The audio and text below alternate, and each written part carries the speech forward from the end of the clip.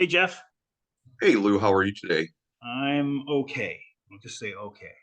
How many is this for us now? Is this what, seven? I was thinking it was six. Well, after this one, the only two people we haven't really talked. Well, it's got to be six because we still have person next week, and then the other two guys that might be a little harder to get on, and then us Three two guys. that Yeah, are on three here. guys that are tough. And we did two, just the two of us. Yeah. So I think you're right. Maybe this is seven Might or be. six, six or seven. Oh, jeez, I don't know. Let's see. Five, We had six, Doug, seven. I think this is seven. Yeah. we had Doug, Larkin, Phil, Phil, Scott, Sean, or Sean, and the then guy you and today, I and are then the on, other and two. this is seven. Yeah. It's got to be seven. All right. We haven't had JK on here either. All right. I know he's been waiting because I went upstairs. So, all right. Let me share this. Why can't I get here? Should be good at this now, right? Okay, Right. here we go. Just look at the standings. And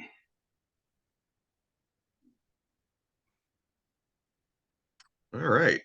okay, so we see what happened this week. Yeah, you didn't do as well. Me and Phil went 2-4. At least you didn't gain any ground on you. Yeah, it's not a bad thing for the league, though. Just tighten things up a little bit. Some of the guys down below had good weeks. The Holy Cows finally broke out with a 6-0. Finally. Yeah. We'll see on the rates, ranks tab that they're good pitching and not good hitting so far. So hopefully their bats will come around and they'll rise up. And Sombreros slipped a little bit. Sombreros, yeah, they're what is it, 1-11 in the past 2 weeks? Not too good. And they're the new Buddha Kings. You can see that Sombreros on top here. There are a couple of wins. They probably should have a couple more wins. And Bizzotti is now in 4-win territory. They should have 4 fewer wins according to Buddha anyway. And that's I think it's 31 points now. That gets you an extra win or loss. Let me see if I can. There we go, 31. Hack, who we might be talking to very soon. He went 0-6. Yeah, he had a rough week, man. You put up 345 points. That's no bueno. It was a low point week for pretty much everybody this week, except for Holy Cows. I mean, he was the only one over 500, and he Yeah, you beat see, like everybody by some at least, 55 points almost.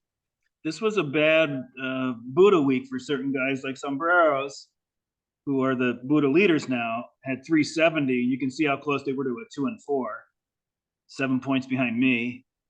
And then even Yeah, these 2-4s, there's a 3-3 here that's 388.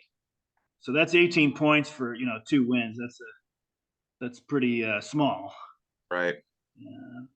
But anyway, so you can see. Let's go to, if we glance at the stuff, we see Platinum Sombreros are Buddha Kings and Pizzotti's Lucky Laggards.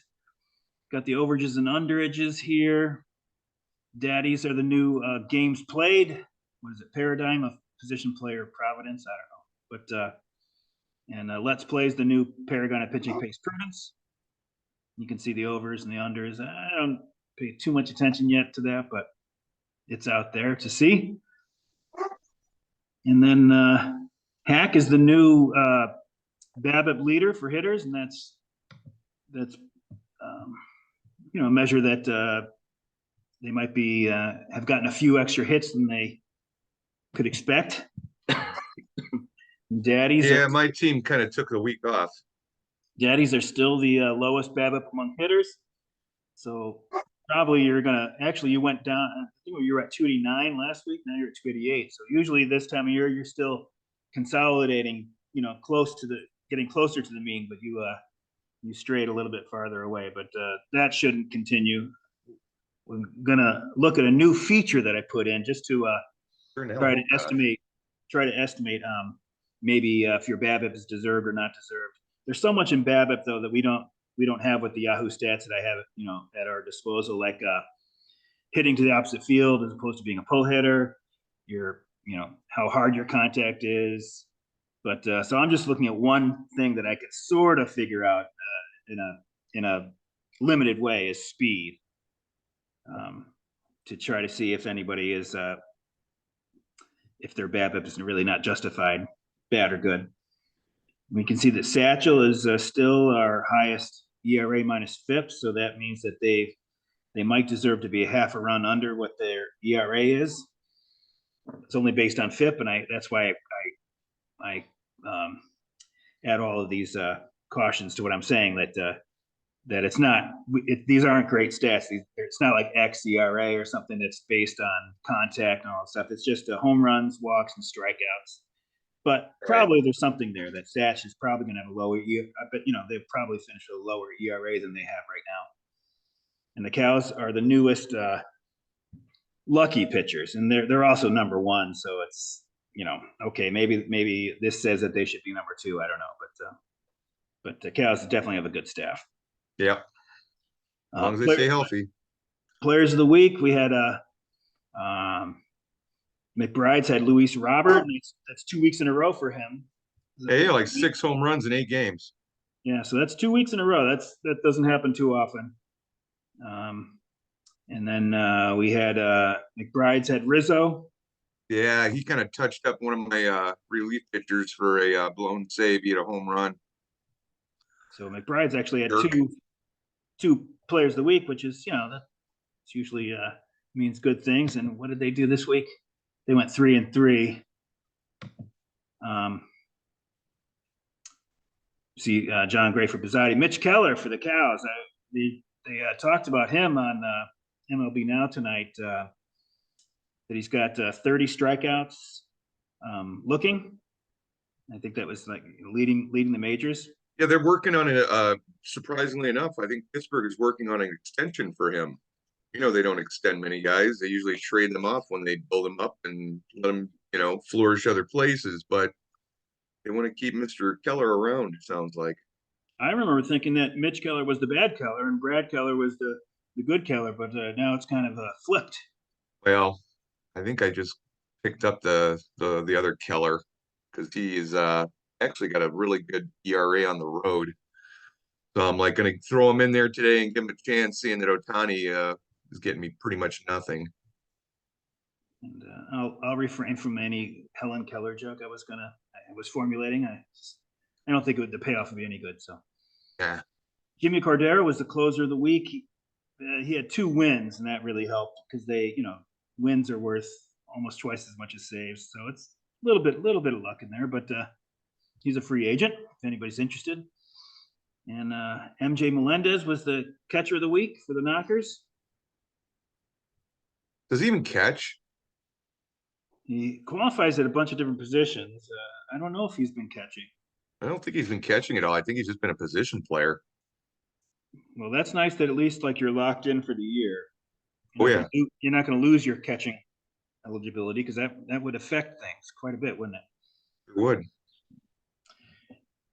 And then Weekend Warrior, Bizzotti, second week in a row that they were +2 games, Weekend Warriors. So they're getting it done from Friday through Sunday. And you had 3 teams tied as the straw spinners, Gags, Hack, and Baked. And I don't know if you want to bring in Chad now. I was going to show this one. This is the thing that I did. It's a measure of speed that hopefully is taking into account other things besides stolen bases. Can you see the whole thing? Yeah, I'm going to bring him in. Okay. I do see it. Yep.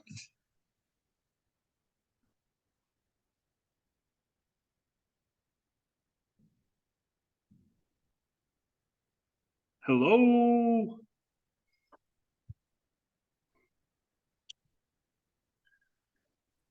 Farmer Chad.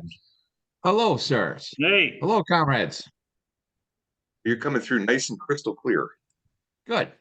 I like the flannel. How are things in Nebraska today?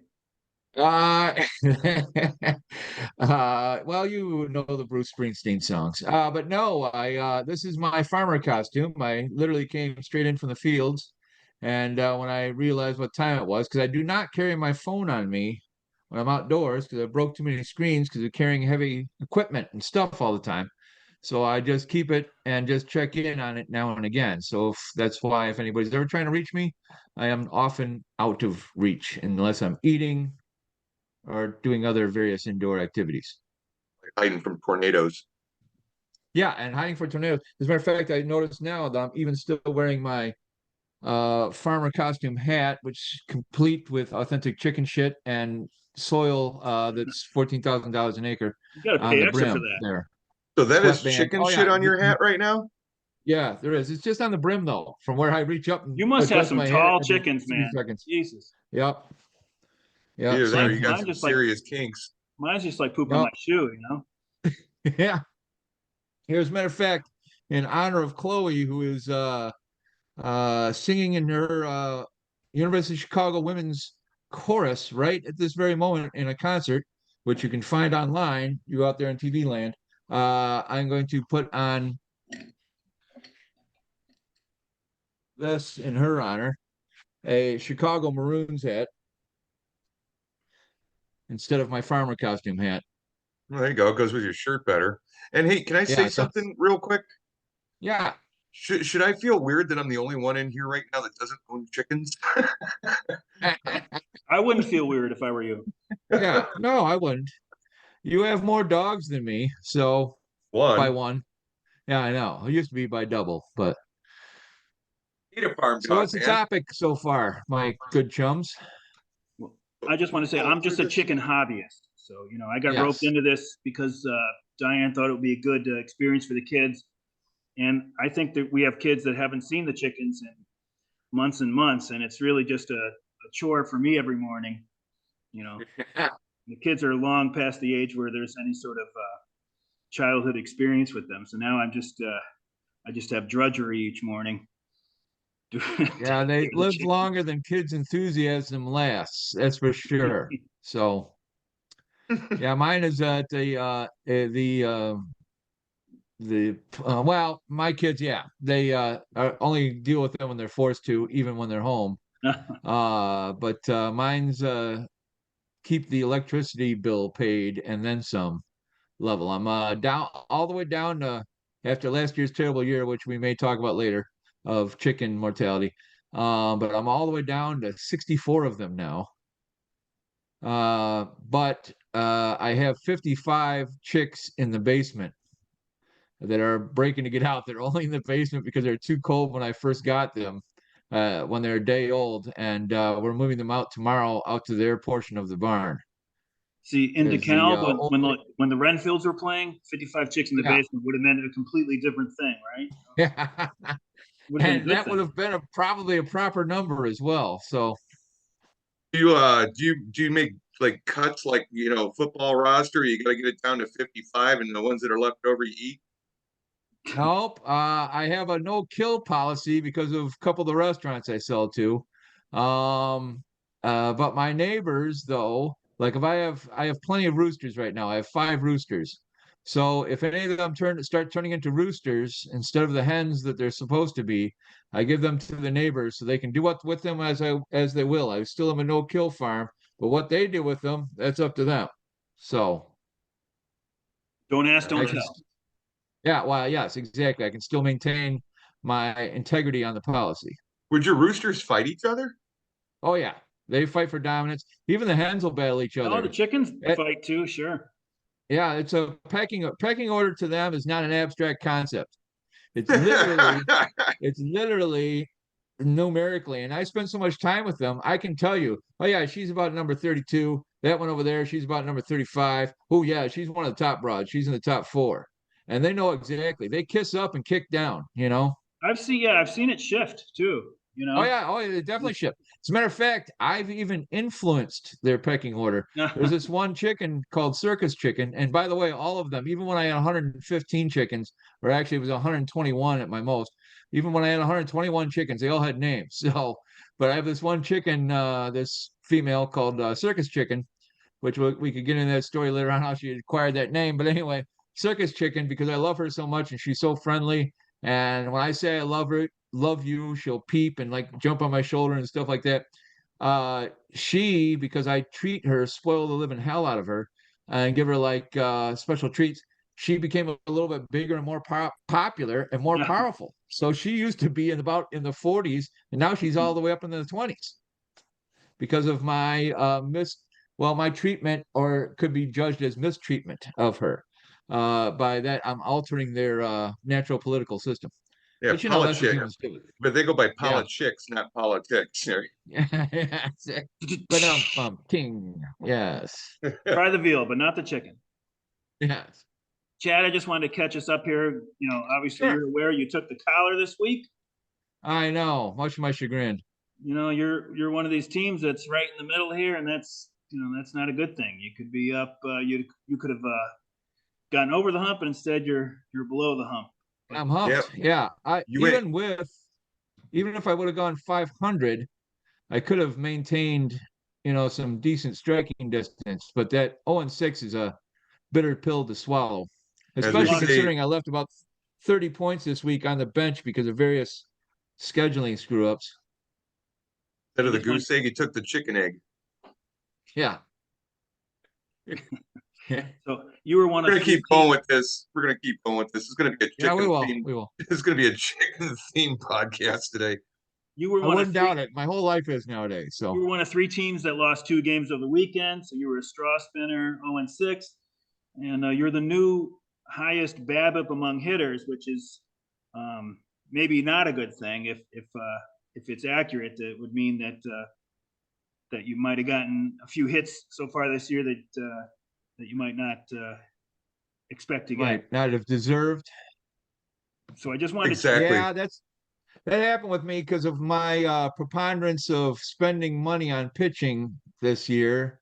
I thought because pitching was going to go cheap, I would just, as you saw, try to just grab as many number ones and number twos as possible, and then try to have like 3 or 4 horses out in the field and fill the rest with middlesome bums, and see how that worked as a different experience this year. And so far, in the beginning of the year, it wasn't too bad. But the last 2 weeks, when you start slumping or guys start getting negatives, which hitters don't get, then you can be hung by your own petard, as it were. So I did this new thing to try to lend some credence or take away some credence from the BABIP numbers. Again, Yeah. we don't have the advanced stats like quality of contact, hitting to the opposite field, pull hitting, how hard the contact is and all that kind of stuff. But so this is just a measure of speed. And this is even pretty basic too. It's not sprint speed, StatCast stuff. It's just this number is your triples divided by doubles and triples. Uh-huh. So maybe that would be a measure of speed that you're legging out a triple when maybe a slower guy would just get a double. And this one is your stolen bases per measure of times at first base, singles, walks, and hit by pitch. Right. So anyways, but you can see, according to these measures, averaging them both out, you are the trailer. You're lagging. So you're leading in BABIP, but you're actually probably have one of the slower teams or the slowest team. So it's odd. So your guys maybe are making excellent contact. You know what? Instead of Yes. calling that speed, I'd call it a hustle. Yeah. Well, I have hustle in real life, but I do not have speeds. So that's maybe perhaps an accurate number there. It's like the old Ron Santo line. I not only am playing, running slow enough, I could be playing a piano. I stopped. No, sorry, carrying a piano. I stopped to play it. That's what it was. So I massacred that one. So let's check a team on the other side of the spectrum is the Cows. According to this, they have a faster team, and their BABIP underneath here.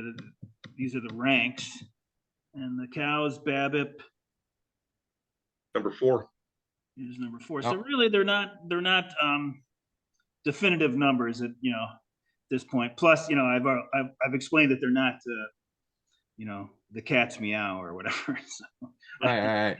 Not cutting edge.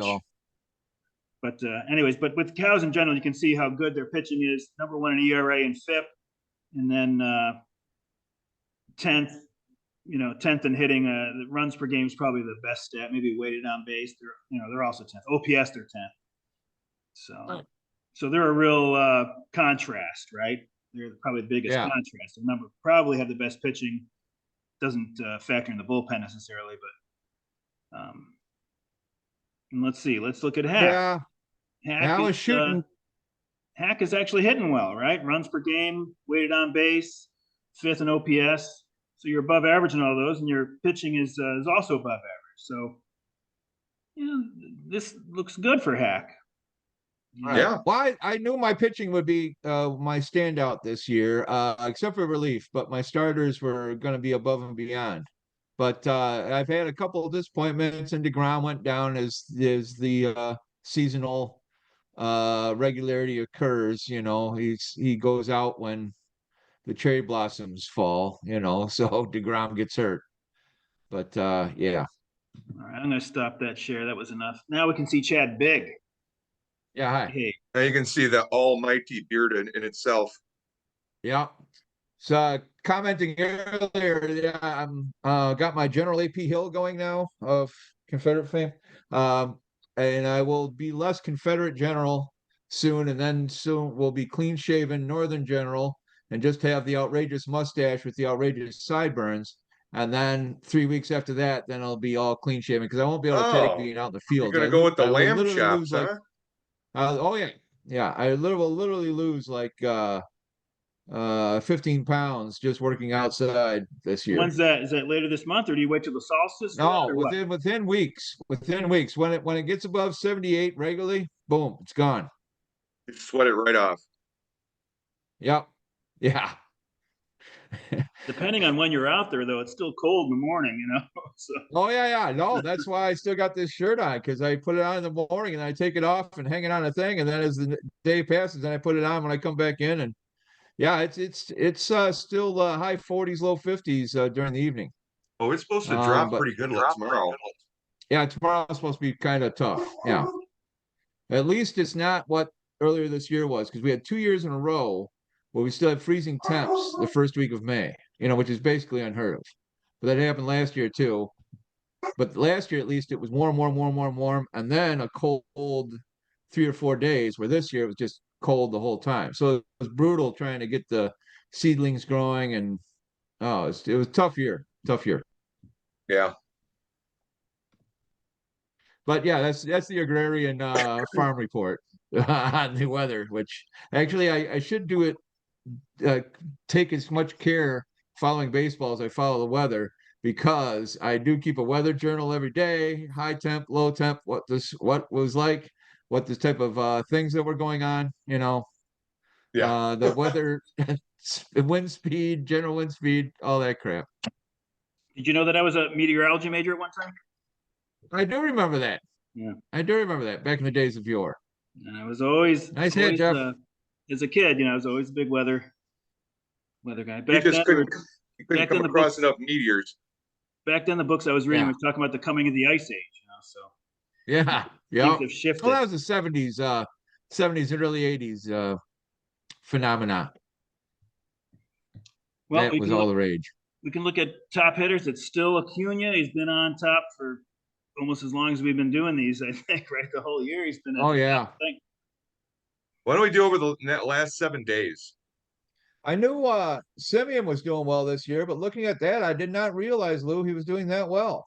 I don't think I did either. Yeah, wow. One of the reasons Olsen, that Lou is... try after him hard. Let's see.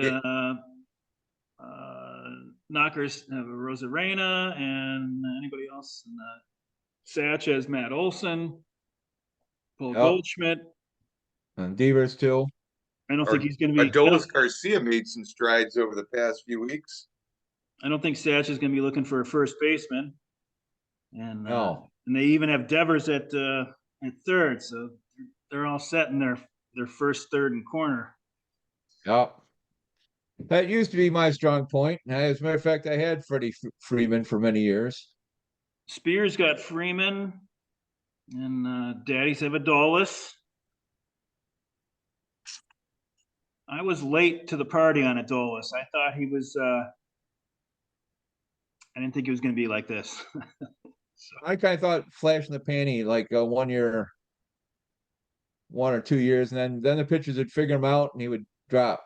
But The so thing far, is, no. I picked him up off the garbage heap because nobody really wanted him. And the This year or minute I last year? did, he started performing. And I just kind of kept him ever since. And Yeah. he has not let me down, not like Eloy Jimenez in the past and some of these other guys like Giancarlo Stanton back in the day. You picked him up last year? Oh, this was 2 years ago. I had him 2 all years ago, full yeah. last year.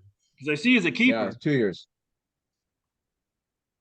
Let's see. Yeah, well, McBride's- I'm taking a ride on the Stanton train this year, and I've already hit the first stop of breakdowns. So It's going to happen I more than thought as once. long as he's going that cheap, it's high risk, high reward.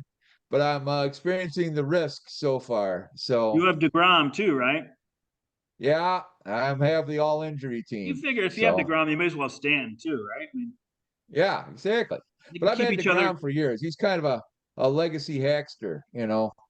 They can keep each other company down at the Hack rehab facility. That I don't know where that is, in Yes. Florida or Arizona. I'm not sure which. Yeah. Yeah, I try to The stay Hack out of those Wilson home states. for I, broken I down probably have outfielders. one. Yeah, I probably have one in like Southern Illinois or Missouri or something. You know, I try to keep them out. You know, you get too far away from home, they get certain Right, right. ideas. Got to You have some know. proximity there. Yeah, exactly. McBride's. I'm going to finish up. McBride's had Franco and Luis Robert. Luis Robert, 2 week in a row Player of the Week. How about Cedric Yep. Mullins? Cedric Mullins for Let's Play. He's Happy for for real. him. Happy for him. And should we even mention Pete Alonso for the dads? He's been taking a dip lately. Yeah.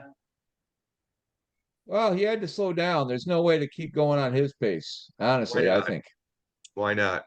Yeah. Well, that's possible. You don't want to get me started on the Mets. You gonna throw the pitchers up there? I'm going to throw the pitchers up there. Nice.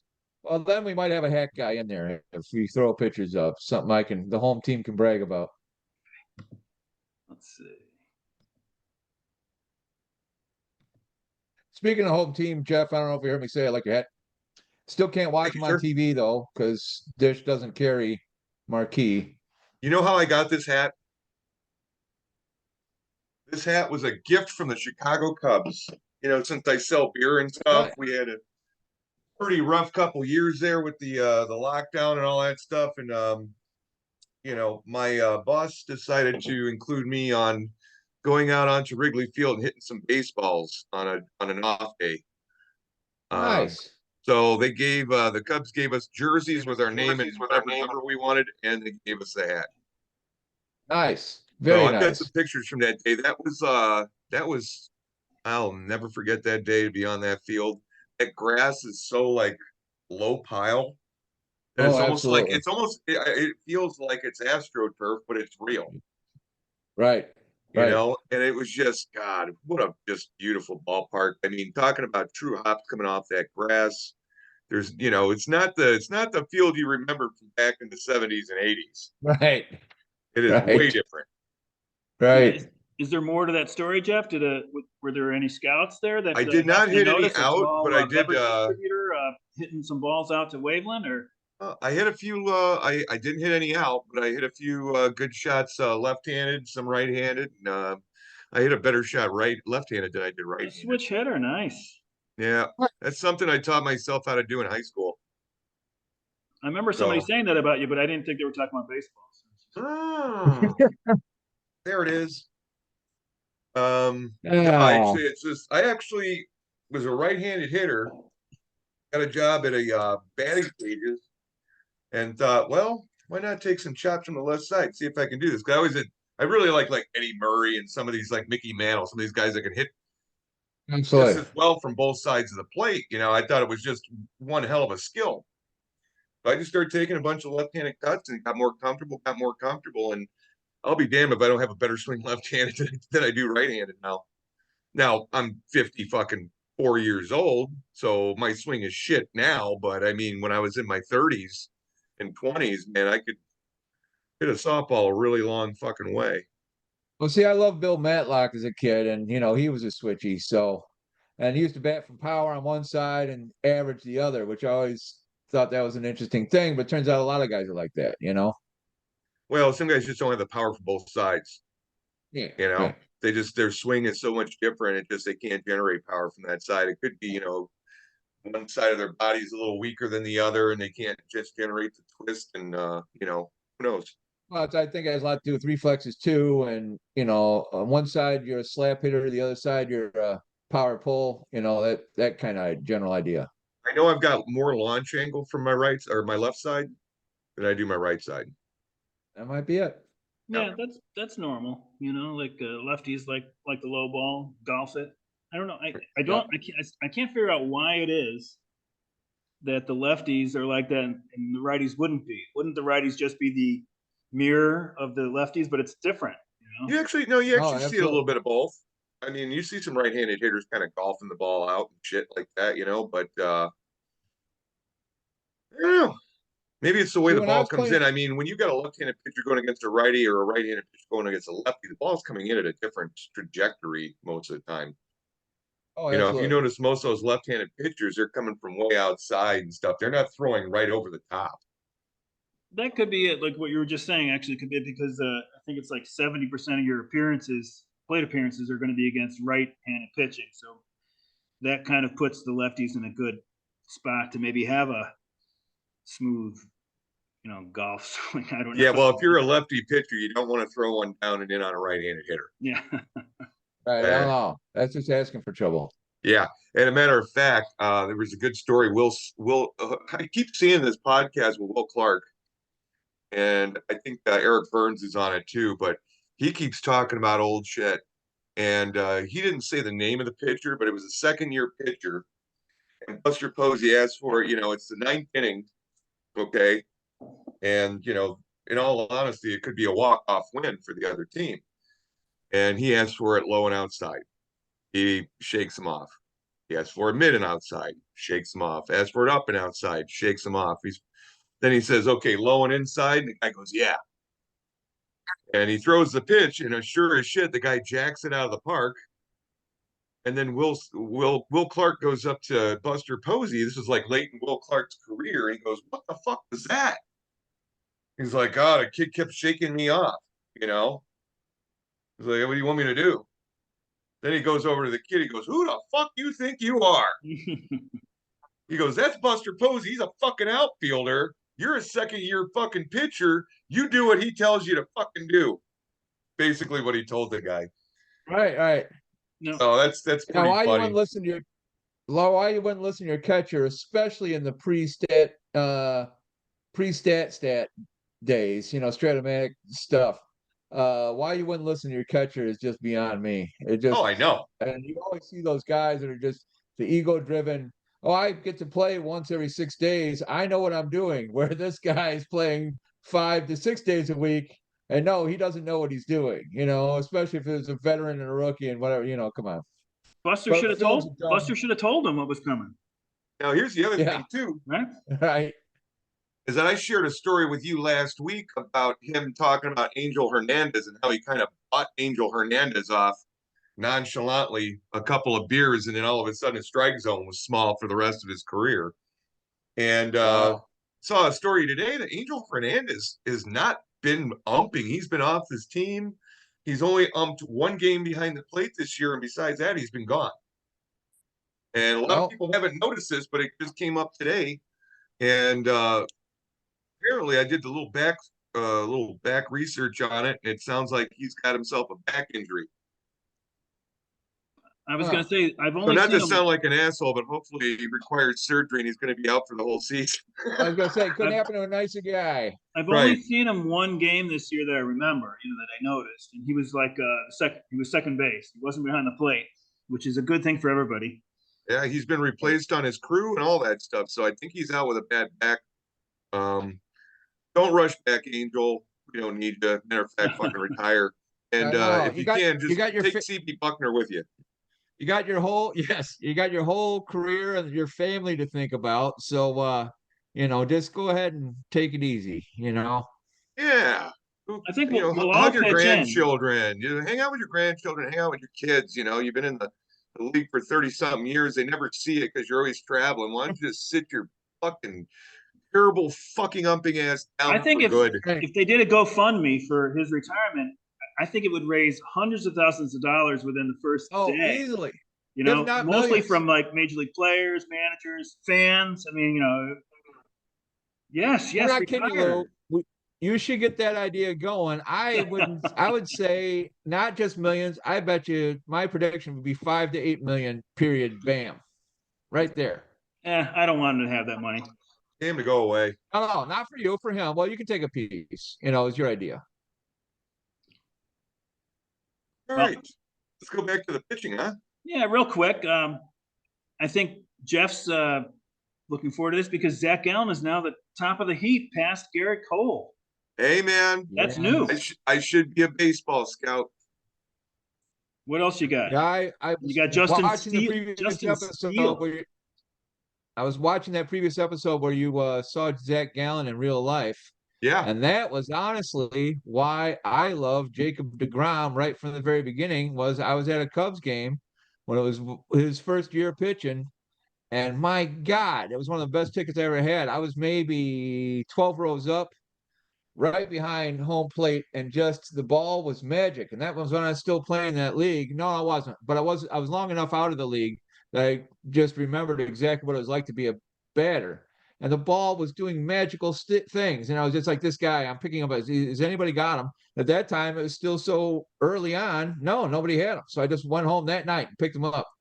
And what year is that? Like Smith or 2014? Lou or somebody said something like, "Oh, you picked up that new kid." I was like, "Hell yeah, I did. I just watched what he did to the Cubs today. It was amazing." Yeah, I I think I actually was even saw him in a AAA game against the Cubs when I was down in New Orleans for my 50th birthday weekend. And it just so happened the Iowa Cubs were in town playing the New Orleans Baby Cakes, which nobody goes to those games because they hate the name of the oh, team. you said that story. That was fantastic. That was fantastic. Baby Yeah. cakes. Come on. So he was pitching, and man, he was just throwing babies the whole damn Yep. game. And I'm just like, who the fuck is this guy? What is And that? then I'm Rehab just like, assignment?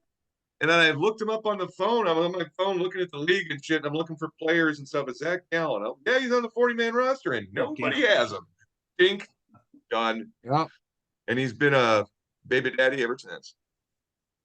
Well, you know, I think. DeGrom, Go ahead. I'm a Mets fan, and Yeah. he was, I used to faithfully read all the Mets inside pitch, whatever those, the top prospects. I read all 30 Right. names, and I can't remember them after I read it, but I read it every time I see it. DeGrom was never on the first couple of pages. He was always like, you turn to page 3 of the article, and he was never highly thought of when No. he came up. Part of the reason Well, I like I think said, that he was a converted shortstop, yes, and it makes me he was a realize that fielder. Yeah. pay attention to those guys that didn't come up as pitchers. The only guy I can think of right now, and I know there's more than this, but is Josiah Gray was not a pitcher when he came up Right. in college first. I think he was a shortstop too. They always put their best player at shortstop, but I think if you've got two guys and they're at the same level, talent wise, and one guy just started pitching a year or two before, well, that's probably your guy, right? I mean, it's like when the Mets. I hate to make it all about the Mets, but I can't help it. That's what I know the most about. Oh, no, of course. But wasn't Royce Lewis coming up when he got drafted? Wasn't he a two-way player, and they just kind of kept him at short? he was a shortstop, and now he's playing IL. I don't know what the no. I don't even think he's on the IL right now. It's a rarity, right? Yeah. But I was going to say, Brandon Nimmo, when the Mets drafted him, it's actually one of the few players that the Mets did a good job with. It was like, oh, it's smart baseball. It's like they were the Rays for a second. But they drafted Nimmo, and Nimmo was from Wyoming, and they didn't even have a high school team. The only baseball he played was, travel baseball for 2.5 months of the year in the summer. And if he's 18 and he's travel baseball, that's expensive shit, man. His parents probably have some cash. Well, I think the dollar goes a long way in Wyoming, but the thing is, they had to travel a long ways to go to the next team, because it's a very sparsely populated state. The way a lot of this works is that a lot of these kids, man, that are getting drafted, they're getting scouted at these like camps in Florida and stuff like that that cost like $4,000 to go Yeah, the to. showcases and stuff. Yeah, Well, yeah. buddy, And your parents got to pay the money to get him in there. You don't think, dude, I I know mean, firsthand. Go ahead. there's a lot of guys out there that think you're just going to get drafted. Some scout's going to see at your high school. You know what? How slim of a chance that is that some scout's going to come to your fucking high school Well, how about if you're and in check out your Wyoming? team? How about if you're Right. scouted in Wyoming? You know, this guy that had the Wyoming territory, he's probably got like 7 states, and they're huge states. They're not like Yeah, well, Connecticut shit, and Rhode man. I Island. mean, You know, like baseball parks are few and far between out there, man. I mean, that's like rural. You've got like 5 in the whole fucking state, that Right. he can go to. to finish my point, you can probably see where I'm going. If you've got this guy from Wyoming that didn't even have a high school team, and he looks good, and you've got another kid from California, another one from Florida, another one from Dominican Republic, and you think that they're in the same ballpark, then you go with the kid from Wyoming, right? I mean, like, if he's He's been as on. good as the guys that were playing 12 months of the year, then Right. He's showing that in 2.5 months. What other guys are doing 12 months out of the year, he can only get better. Where the right. Dominican kid or the California kid, he's already playing 12 months out of the year. He'll grow naturally better with age and experience. Where the Wyoming kid, he's untested. He has only upwards to go. Well, my And point on that though was just real quick on travel teams. sure. Tom Seaver, both may God whatever on him. And Dan Plesac of all guys. They were talking about detriment, and even Johnny Bench was on the same program, tossed in and saying how it's going to be the ruination of not only baseball but all professional sports in general. And while at the time I poo-pooed it because my own kids, the twins, were like 8 at the time, maybe 9 when they did this interview. Were they They're both 19 8? now. Sorry. Yeah. I had twins that were a year apart. Yeah. Okay. So, uh, so when the kids got older, and I'm talking for basketball and baseball both, the travel teams for both of those. I thought, when I moved out to the country, I said, well, at least they won in the city in Chicago. These teams are uber competitive. It's like Simeon and Lane Tech and stuff like that. That's kind of like a travel team because there's 3,000-4,000 kids at the high school, or it's a program that's been established as premier for 50 years. So there's no way Seamus is going to make it on the team, my son.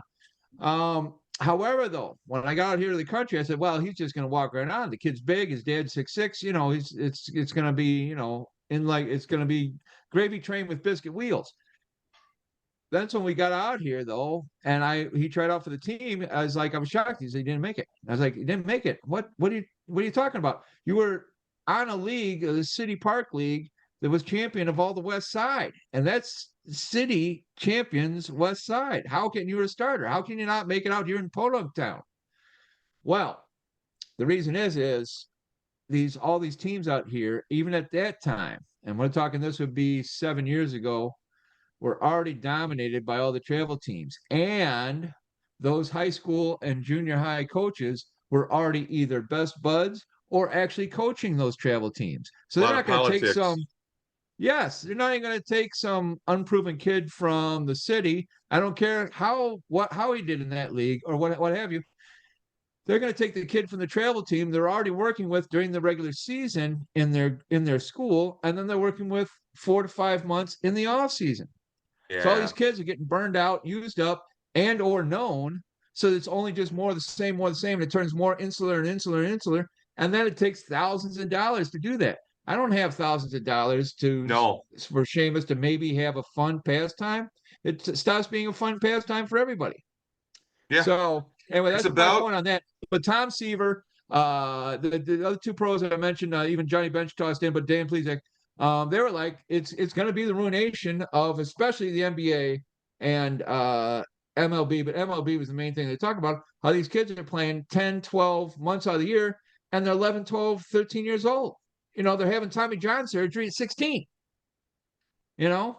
Voluntarily, so they don't have to have it later. Exactly.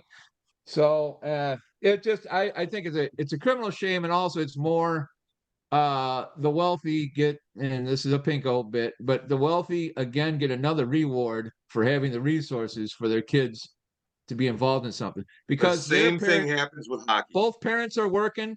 Yes, hockey, too super expensive sport. Travel team, same thing. But both parents are working in a regular working class thing. They can't be taking their kids to practice and these 70, I'm not kidding you, 70 games a year, and some of them which are 80, 100, 110 miles away, and that's not even counting the 3 to 4 to 5 grand initial upfront cost.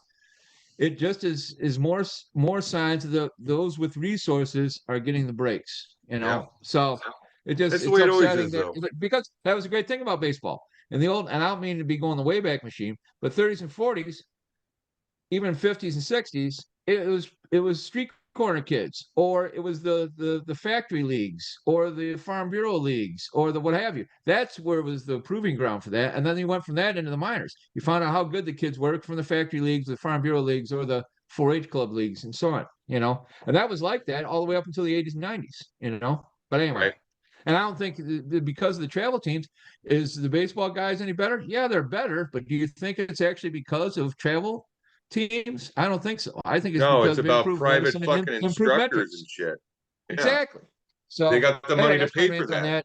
But That's my I'll rant on bet you that. But too, you though. continue on with pictures. I'll bet you too that not all those families have a ton of money, and I think there's people out there that have a very unrealistic aspirations. I don't know what it is, but we had somebody that Yeah. played just for a travel hockey team for Sam, and I could see that he was not any sort of, I don't want to go into this, but he ended up quitting after 2 years. But that at the end of that second year, a guy came up to me and said, I think your son is really showing a lot of promise. And I was like, you think so? I mean, I was like, we're just like hockey, we're not really.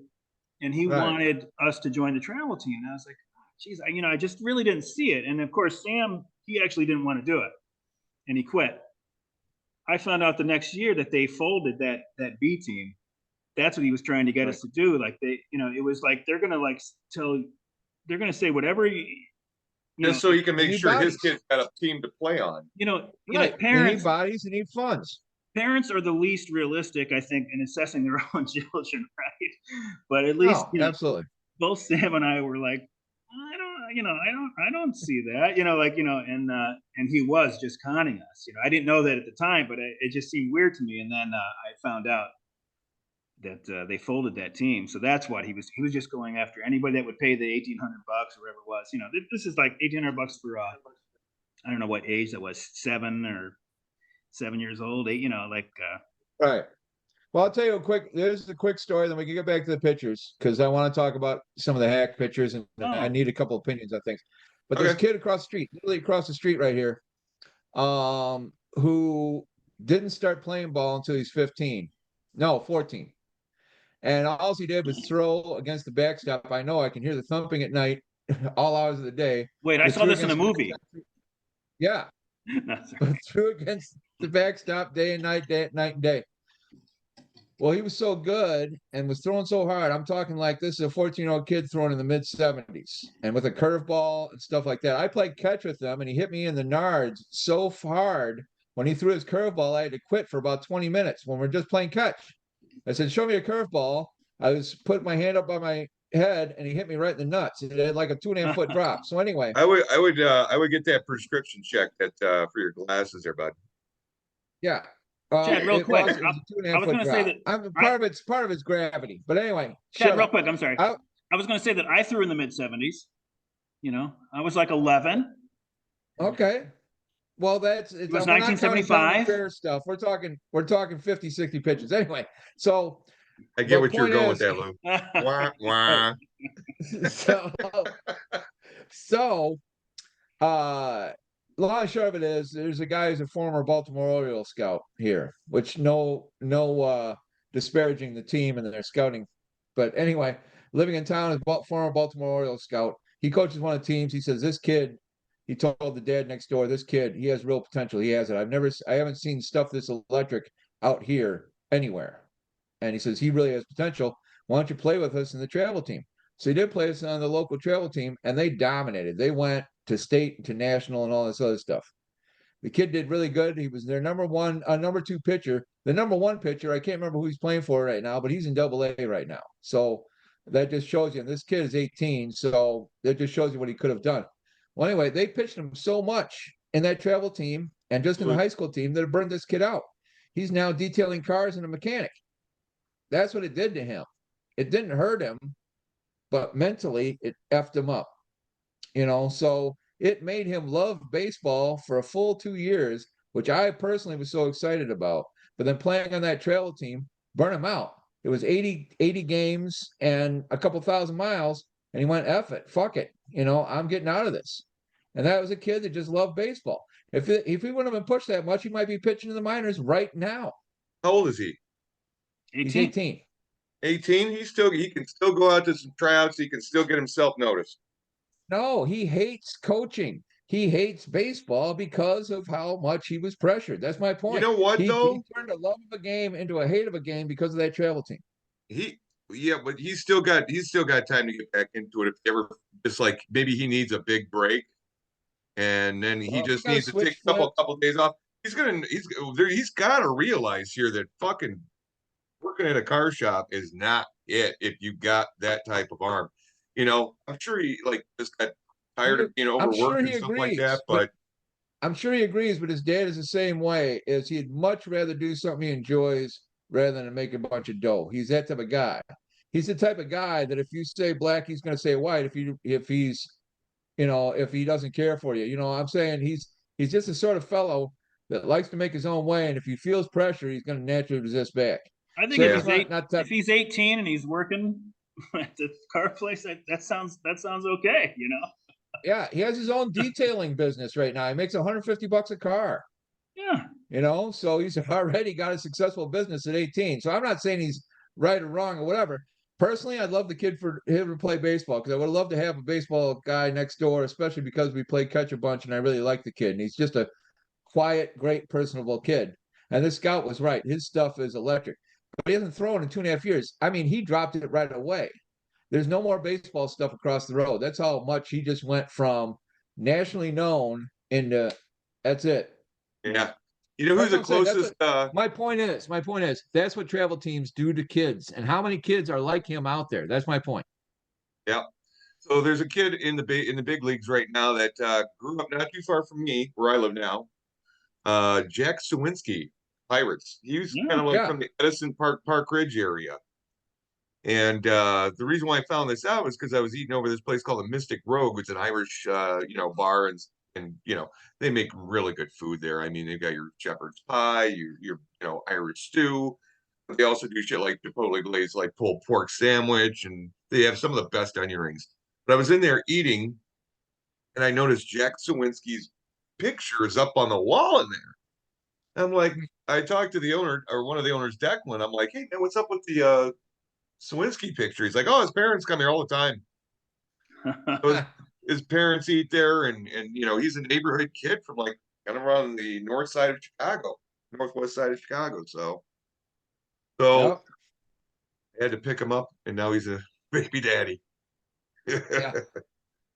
Anywho, all right, where are we going with this pitcher thing? I'll just go down the pitchers real quick. We had Gallen. You've got Gallen and Steele. That's your cubby. Yeah, but I've had some really awful other ones that have been really evening out my goodwill with those two guys. So Hacks just got Cole now in this top dozen or so that we've got here.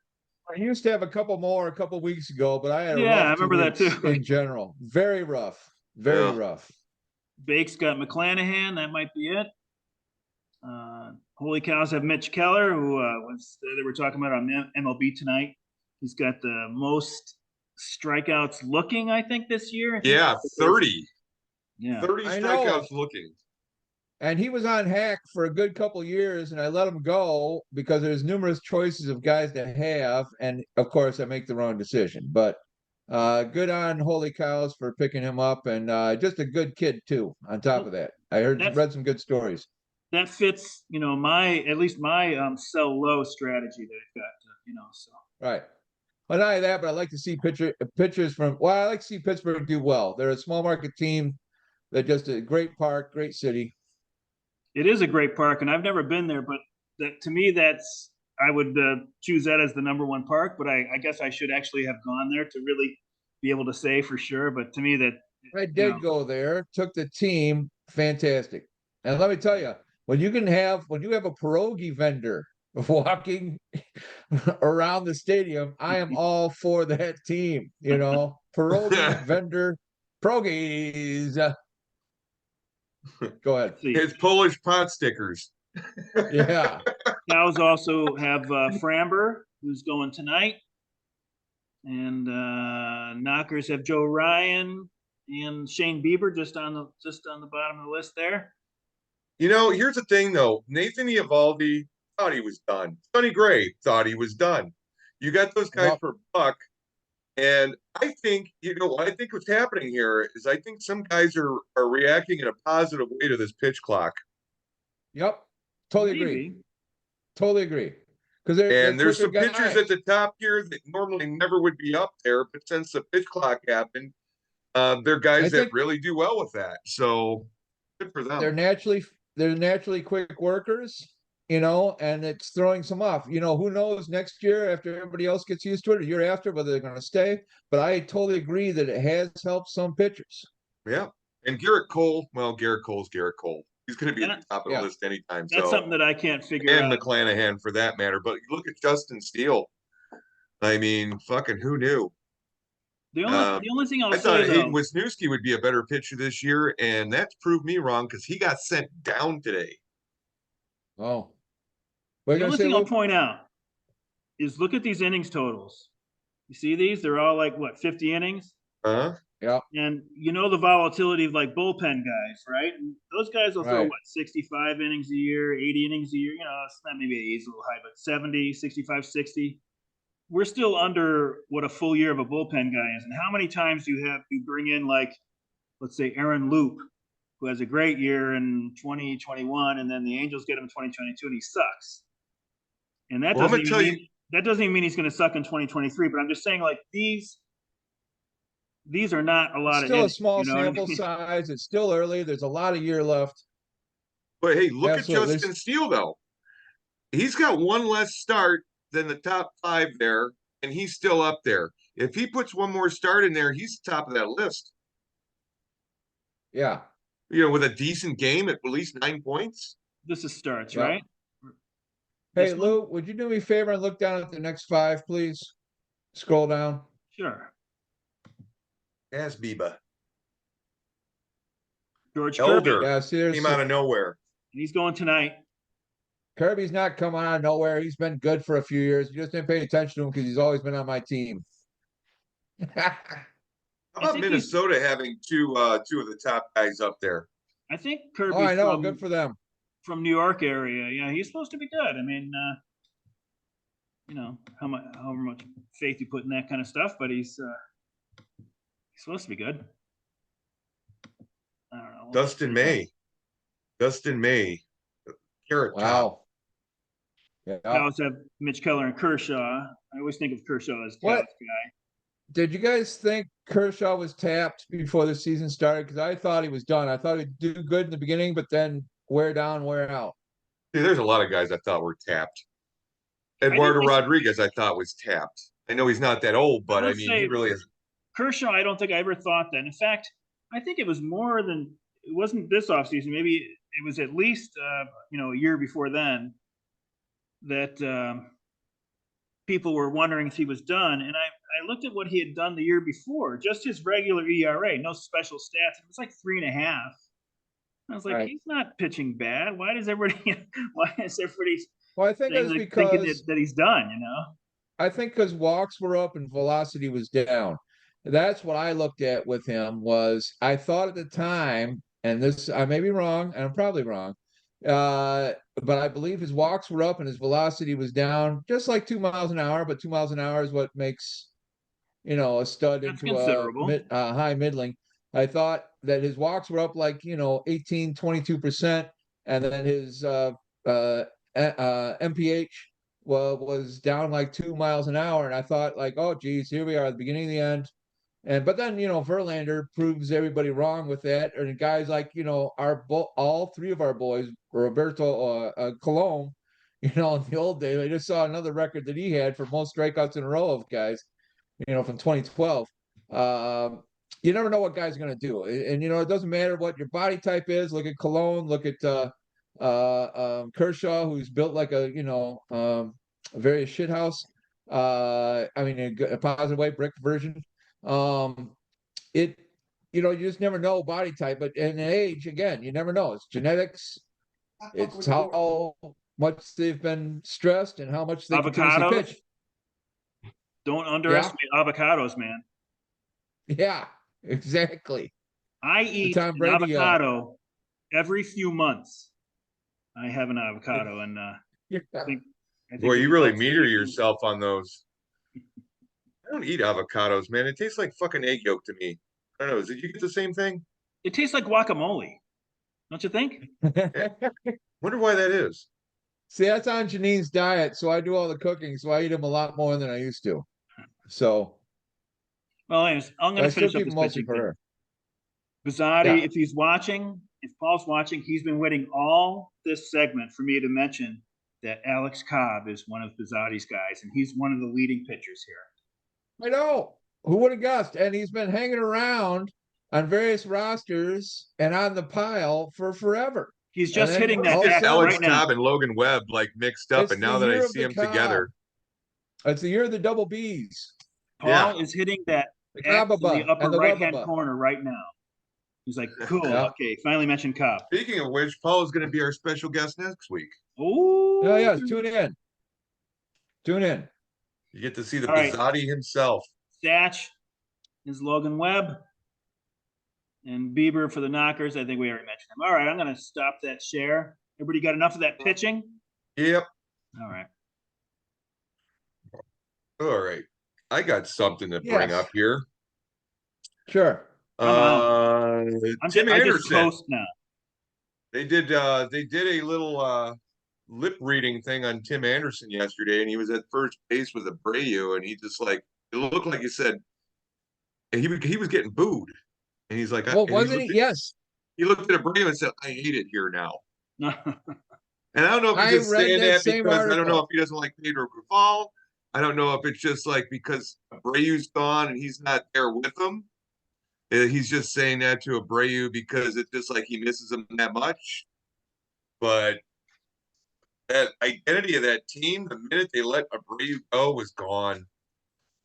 Well, I'm wondering too, and it seems like that it seems to me, and this is from a super outside perspective, but a guy that reads the sports pages every day, reads the newspaper every day.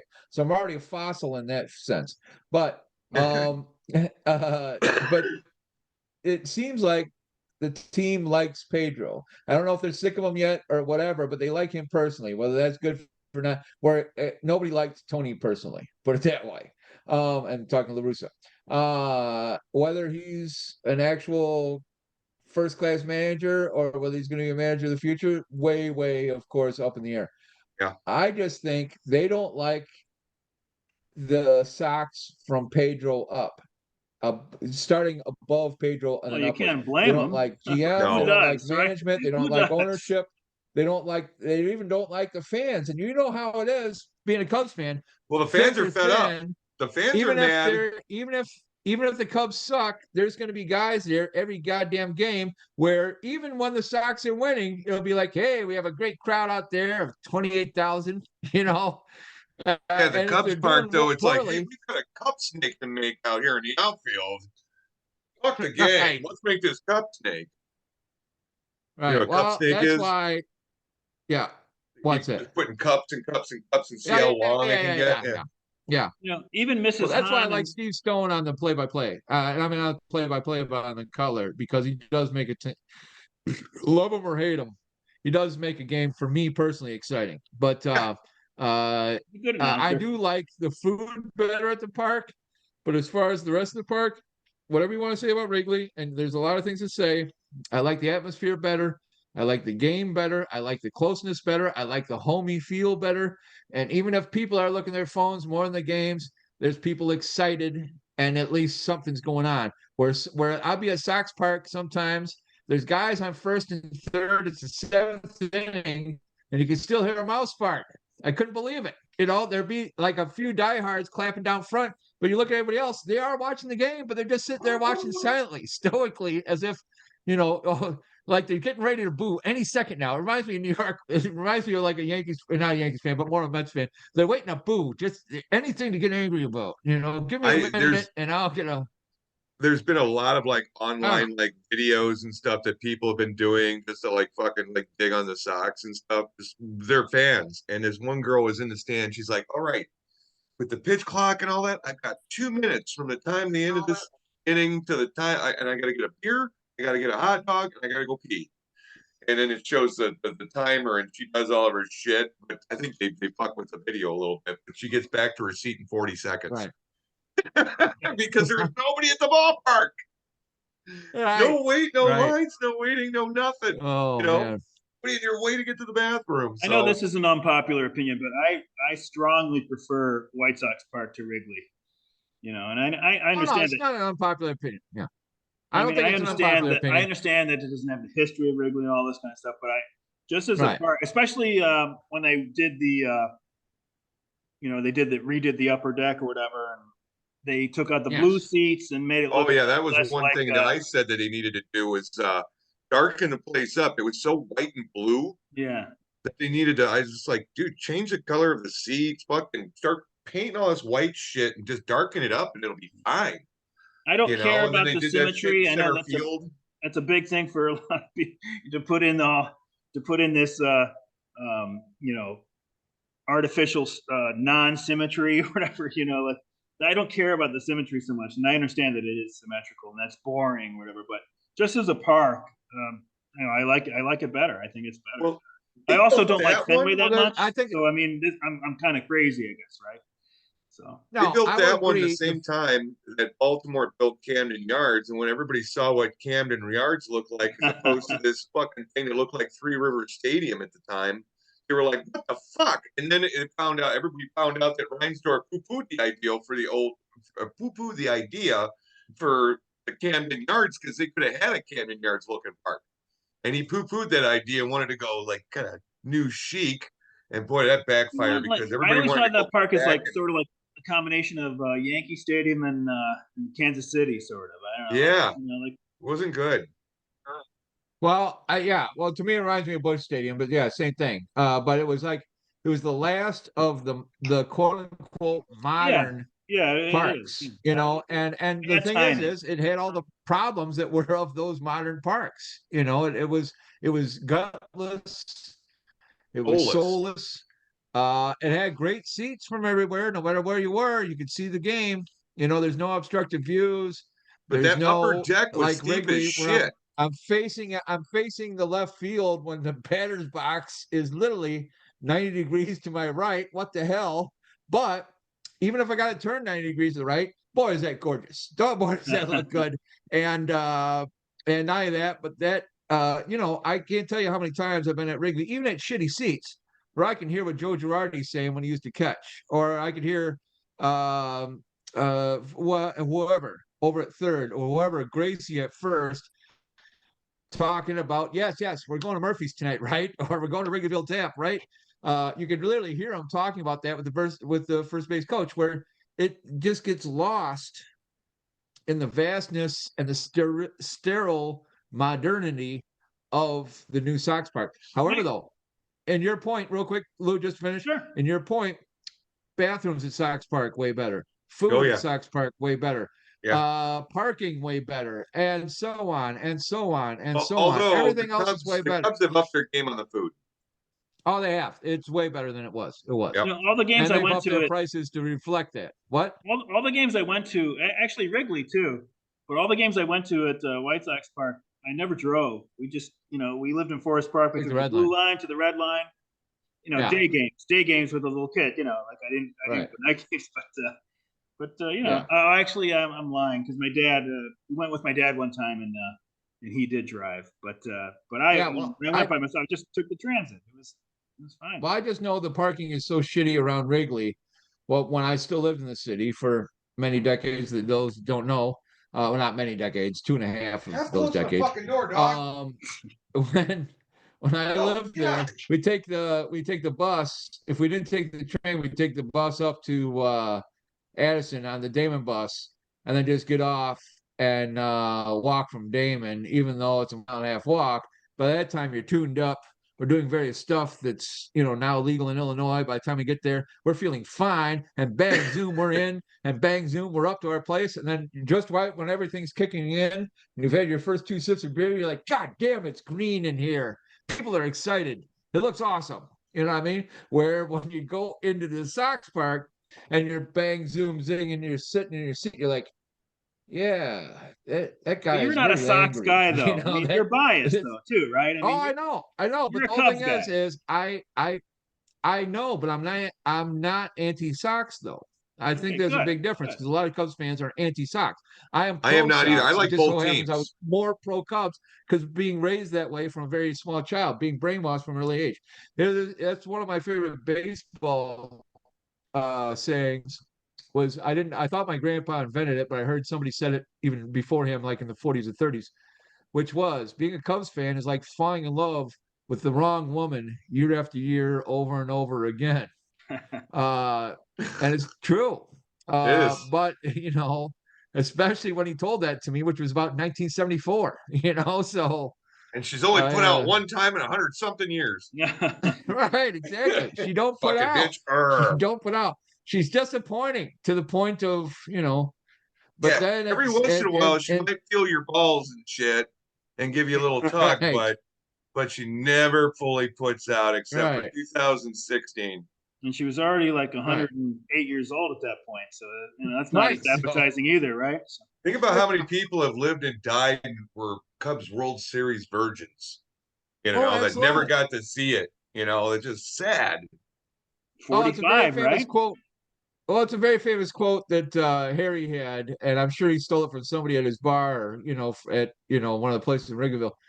But he goes, come on, Steve. That's when Stone was still there, of course. He goes, come on, Steve. Any team can have a bad century. It's just love that line. Just love that line. It's funny you brought Harry Carey up.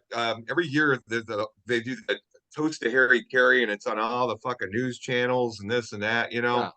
And every year, since I'm the area sales manager for Lakeshore Beverage in that area, and it's sponsored by Budweiser, I have to go to this thing at 5 o'clock in the fucking morning. And Oh, it's been at the Jesus. Navy Pier the last couple of years, but every time I go, I kind of end up meeting some old famous ball players and people from the news and stuff. So I'm sitting there, I'm talking with Ryan Sandberg and Ron Kittle and Pat Tomasulo and me are just sitting around talking because I'm kind of they were talking around me and I just kind of turned around and kind of interjected because I was talking to Ron Kittle for a while before. But I had, they were talking about the, like the Reggie Jackson, documentary and stuff, and that was really good. And they were going through some old stories, this and that. Then I asked them, I'm like, what was with that Phillies team in the fucking '90s, man, with Dykstra and Hollins? All those guys had like the same body type. They were all big as shit. So were they all roided up or whatever? He's like, no, those motherfuckers were speed freaks. Yeah. Dykstra Said definitely used some roids. they were doing amphetamines, and that was that group. And if you think about it, man, you listen to Dykstra talk today. He's like Yeah. his brain is fried. Oh, he's fried. He's fried. Who? And yet Dykstra. Dykstra. I hear him on like Howard Stern sometimes, and it just like he sounds like he is punch drunk. He got Well, involved in drugs, though. I mean, not just amphetamines. Oh yeah. Well, He's and he a didn't blame strange them dude. after the Let me fact, talk but about Dykstra a little bit. yeah. Short. But I mean, he never went to college. He's probably he's not the kind of guy that would He ended up in blow you prison away for with a any little sort of bit. a test or anything like that. But after he got done playing, he like had a chain of car washes. And then he had an investment newsletter. And Yeah, but he was doing this Yeah. little Ponzi scheme or I'm something. sorry, like I wouldn't. I love Dykstra. He was at one time my favorite player. So I feel terrible how things have turned out because I can't defend him. But So what he went to jail for was he didn't take a rental car back, kind of lived out no, of it that for a was little after bit. he got out. He Yeah. originally went in because he had a property that was foreclosed on, and he he went back in and was taking fixtures and like he's thinking this is my house. Selling copper No, it's not your wire. house He was anymore. selling the It's the bank's house now. He was selling copper wire Detroit style. But I love the Dykstra story. When he got scouted, he weighed like 150 pounds, 155 tops. He was very short and 5'9" tops. He was probably more like 5'8". A scout was there and actually ended up signing him, but he was there to scout some other player. And he said Dykstra was so tiny, he didn't think that he was even a player. He was he thought he was like the assistant or a bat boy or something. Oh like boy. that. But he played so well that game that he signed him. He went over to him to sign him, and his experience, the scout's experience, is that a guy like this, like he feels like he's unearthing this, hidden gem or whatever, uncut gem, and Dykstra should have been very thankful that somebody's even wanting to sign him. That's what the scout's attitude was about it. And Dykstra said that he wouldn't sign it unless they sent him to A-ball. He's not going to sign if they're going to send him to rookie ball. And like the scout's like, this guy's fucking nuts. Look at him. He's like barely, he should be, and the scout liked it. And he did sign him. They sent him to A-ball, and he hit like 370, and so Well, he made that scout look real good, didn't he? What is that, Chad? He made that. Oh, go ahead. Oh, sorry, I heard you. I just said he had plenty of attitude. He led the league in attitude a couple of different years. But yeah, Jeff, what were you saying? I can't remember. So he said the scout. Well, I said that scout's probably, probably made him feel real good, seeing what he did. Probably the same scout that signed Billy Beane, right? So. Yeah, right. Hey, listen, I'm going to take the dog out real quick and refresh my ice here, but I'll be right back in a couple minutes. Talk amongst yourself when I come back. I got my ice here.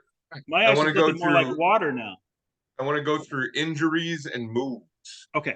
And then I got a story about Tony Gwynn that's really good. It's told by John Smoltz. This is where we can talk about Jeff. Yeah, dude. Okay. I usually find out when I watch it the second time how bad you trash me. All right. Well, this one time he invited me camping.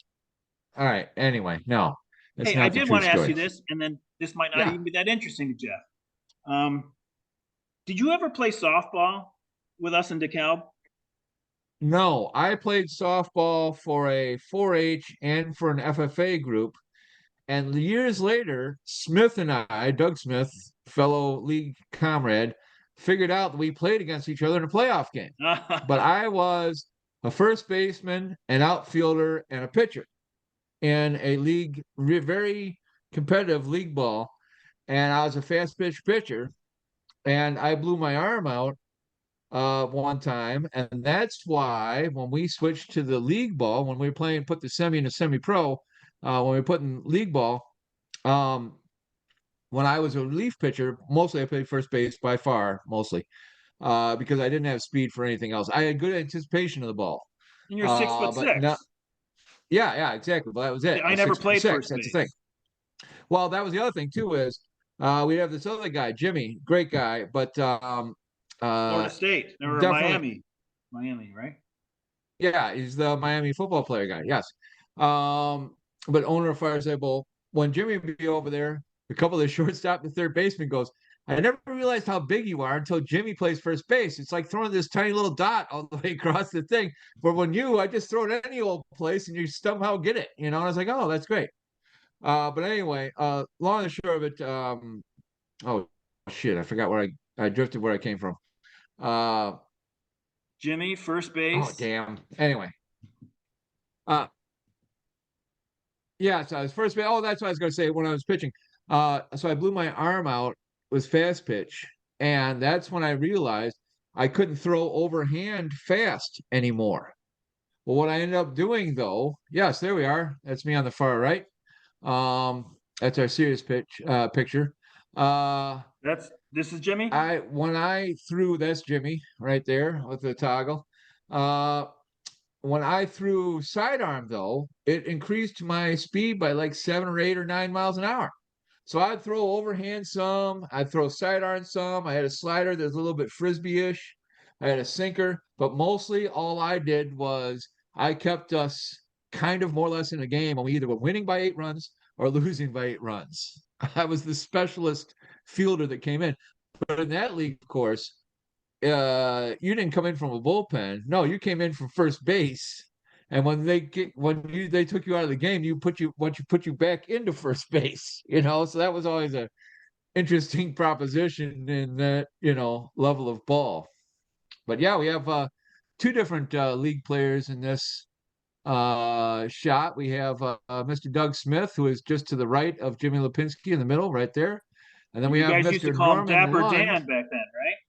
Oh, yes. Oh, he had that starter stash going, like it was a cappuccino stain, But then there's Mr. Norman Lund, who can Your grow the middle most infielder, prodigious center beards fielder despite his speedster. size, yes. And Norm was our leadoff hitter for most of the time. And then there's Mr. Chad Troutman, yours truly. And this is who, your buddy that passed away recently, right? Yes, rest his soul, Steve Sostak. He and I founded the team together, actually.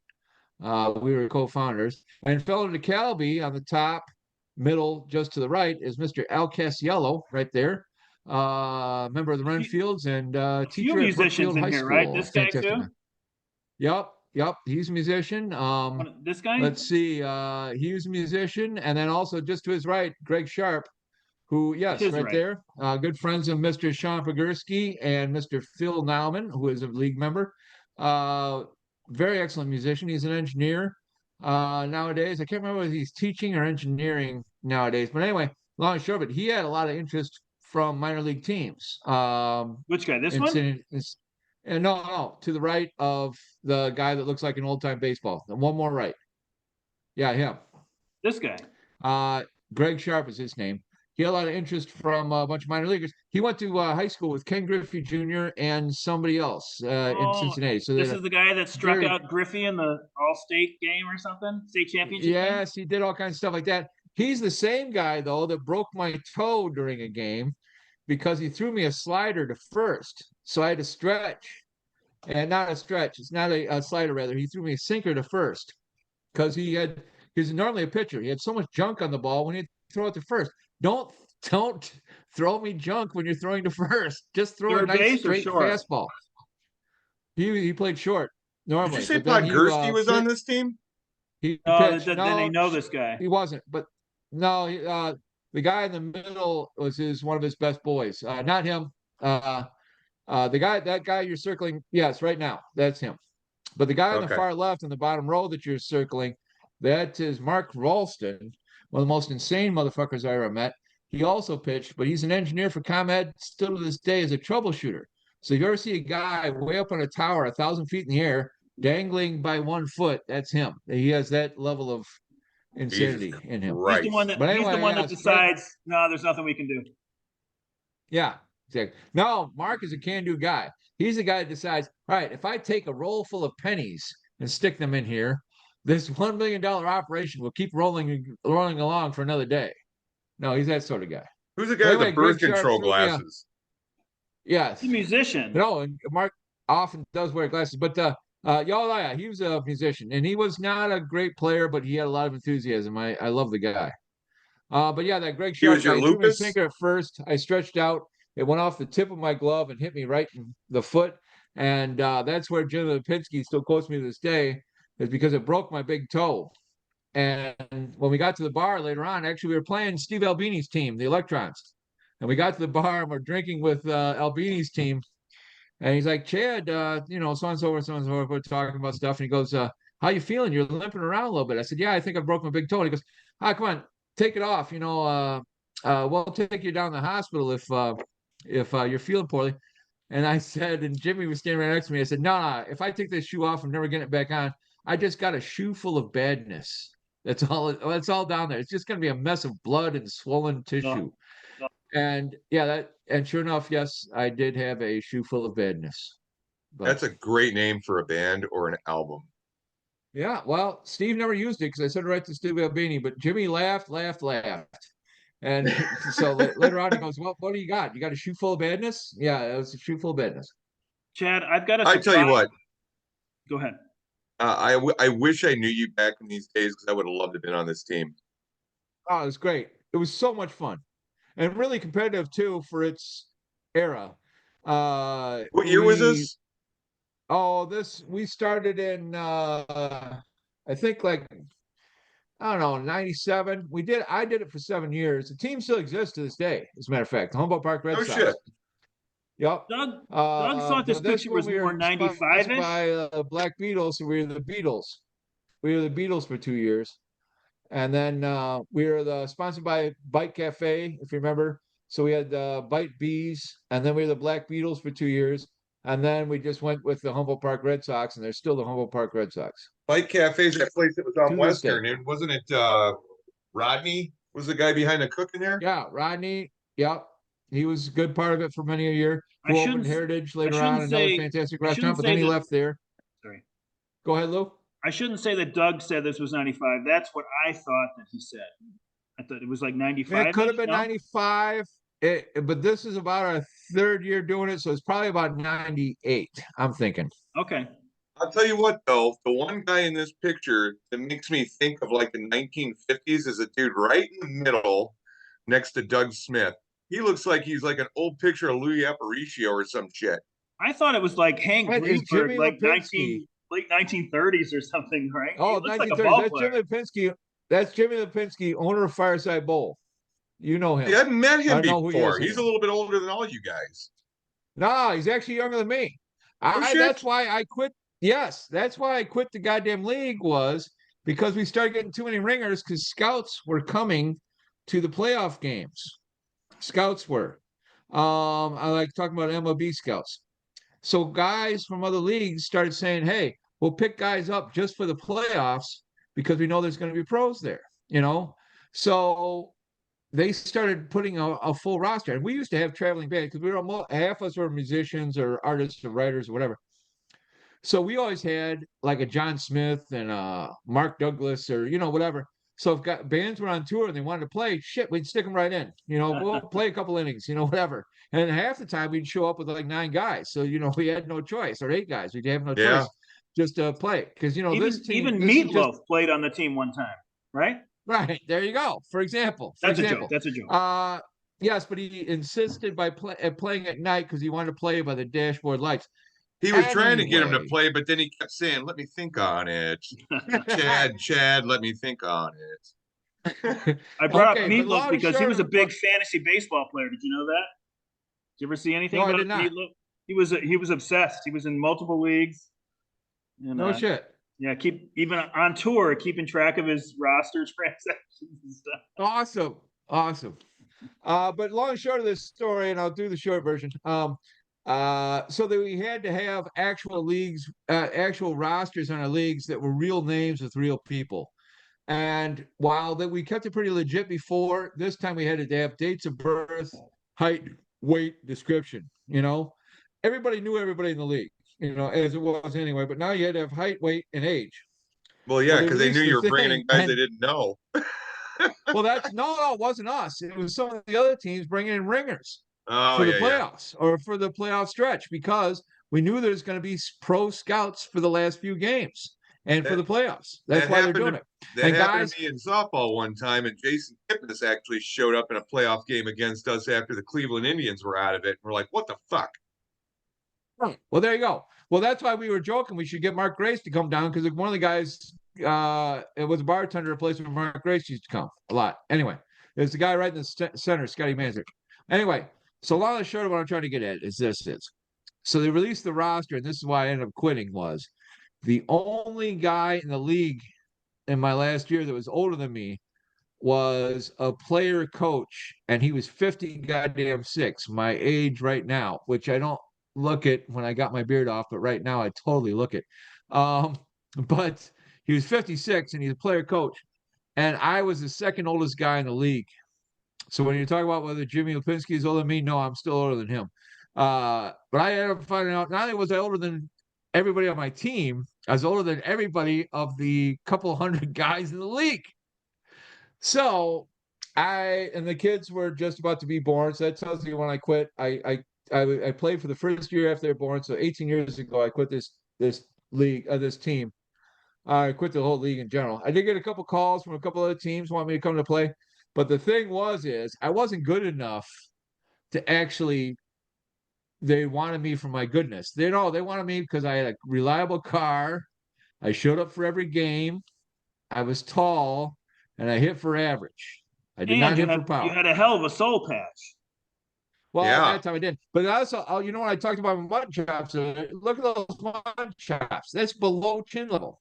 You know, those are some hellacious mutton chops. It looks like So somebody found anyway, this that's picture and that's the had whole a reason. Sharpie marker and just went "Deer," right on your chin. Yeah, I know. Well, it was the late '90s. It was the I hung an onion on my belt because it's the style of the day. You know, it's one of those things. Yeah, pretty So cool. that's it. That's a Chad, Grandpa Simpson line. you weren't just older than everybody else. You were wiser. Yes, that's how I look at it too. I didn't Chad, have time I've for got a 40. surprise for you. As we all know, Yeah, your team is in the beer league is Hack Wilson Experience, and I think it's been that way for a long time. And I've got a special yeah. picture. So This you is a were only picture. 30 years old when that picture was taken, though. This is Oh, a there he is. picture of Hack Wilson and Chad when he was a little boy. Yeah, that was when he was like 2. Look at that. Now you don't He was only recognize Chad he because was fantastic. only 2 years old, but he was there's like no 3 beard, and a there's half. no long hair, and he's not 6'6" yet. But No, I know, but that's a great thing. Hack taught me about whiskey and hitting in the gap. That's what he taught me about. I was always amongst the league leader, not league leader, team leaders of RBIs. You know, so that's what he taught me. He gave me his gift, and I used that and ran with it.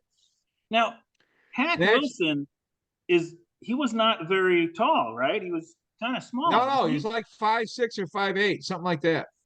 But Because I also when he was So he's like described when Altuve. he no, when he was described by his contemporaries, because he was a Steel Town team. You know, when I was talking about the factory teams later, he came up from the steel leagues.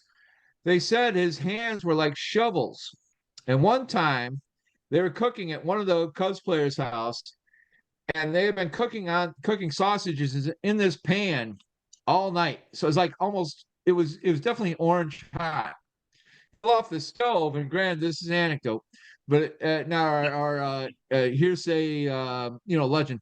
But it fell off the stove, and rather than let it fall in this greasy wastebasket that was right next to the stove, Hack picked it up with the palm of his hand as it fell, and then landed it back on the thing. Like, holy shit! How are you going to be able to throw and play tomorrow? And he held up his hand. It's all calluses, and he just peeled off the top layer of skin. He goes, "I'll be fine." That's just how hardcore steel town of a guy that was. He had calluses a half an inch thick over his whole palm of each hand. They said it was like shovels. His hands were like shovels. And also, Doug Smith will tell a great story about him. Is the year that he had the record, 192. was it He 190 or actually was 192? it was 192 because they gave him 2 more after he Oh, died. 56 homers. No, maybe it was one. Was it 188 or 192? And he had 56 homers I though think that it's year. It's definitely 192 to be honest with 190. you. It was definitely I thought it was 190. 192 because the record used to be 190. That's the Hold whole. on. Okay, that'll get me in the I story. will. I've got That's the. baseball reference up, man. I'll find this out in a I'm Go not minute. ahead even and a look it Cubs up. fan, and I think it's 56 190, but I know it's not below Well, 190. Well, while I don't Jeff, know that. I don't know. all right, while Jeff is looking it up, I'll tell you that's why I named my team way back in the days of yore because I already had a few different names in the early days. But What were those names?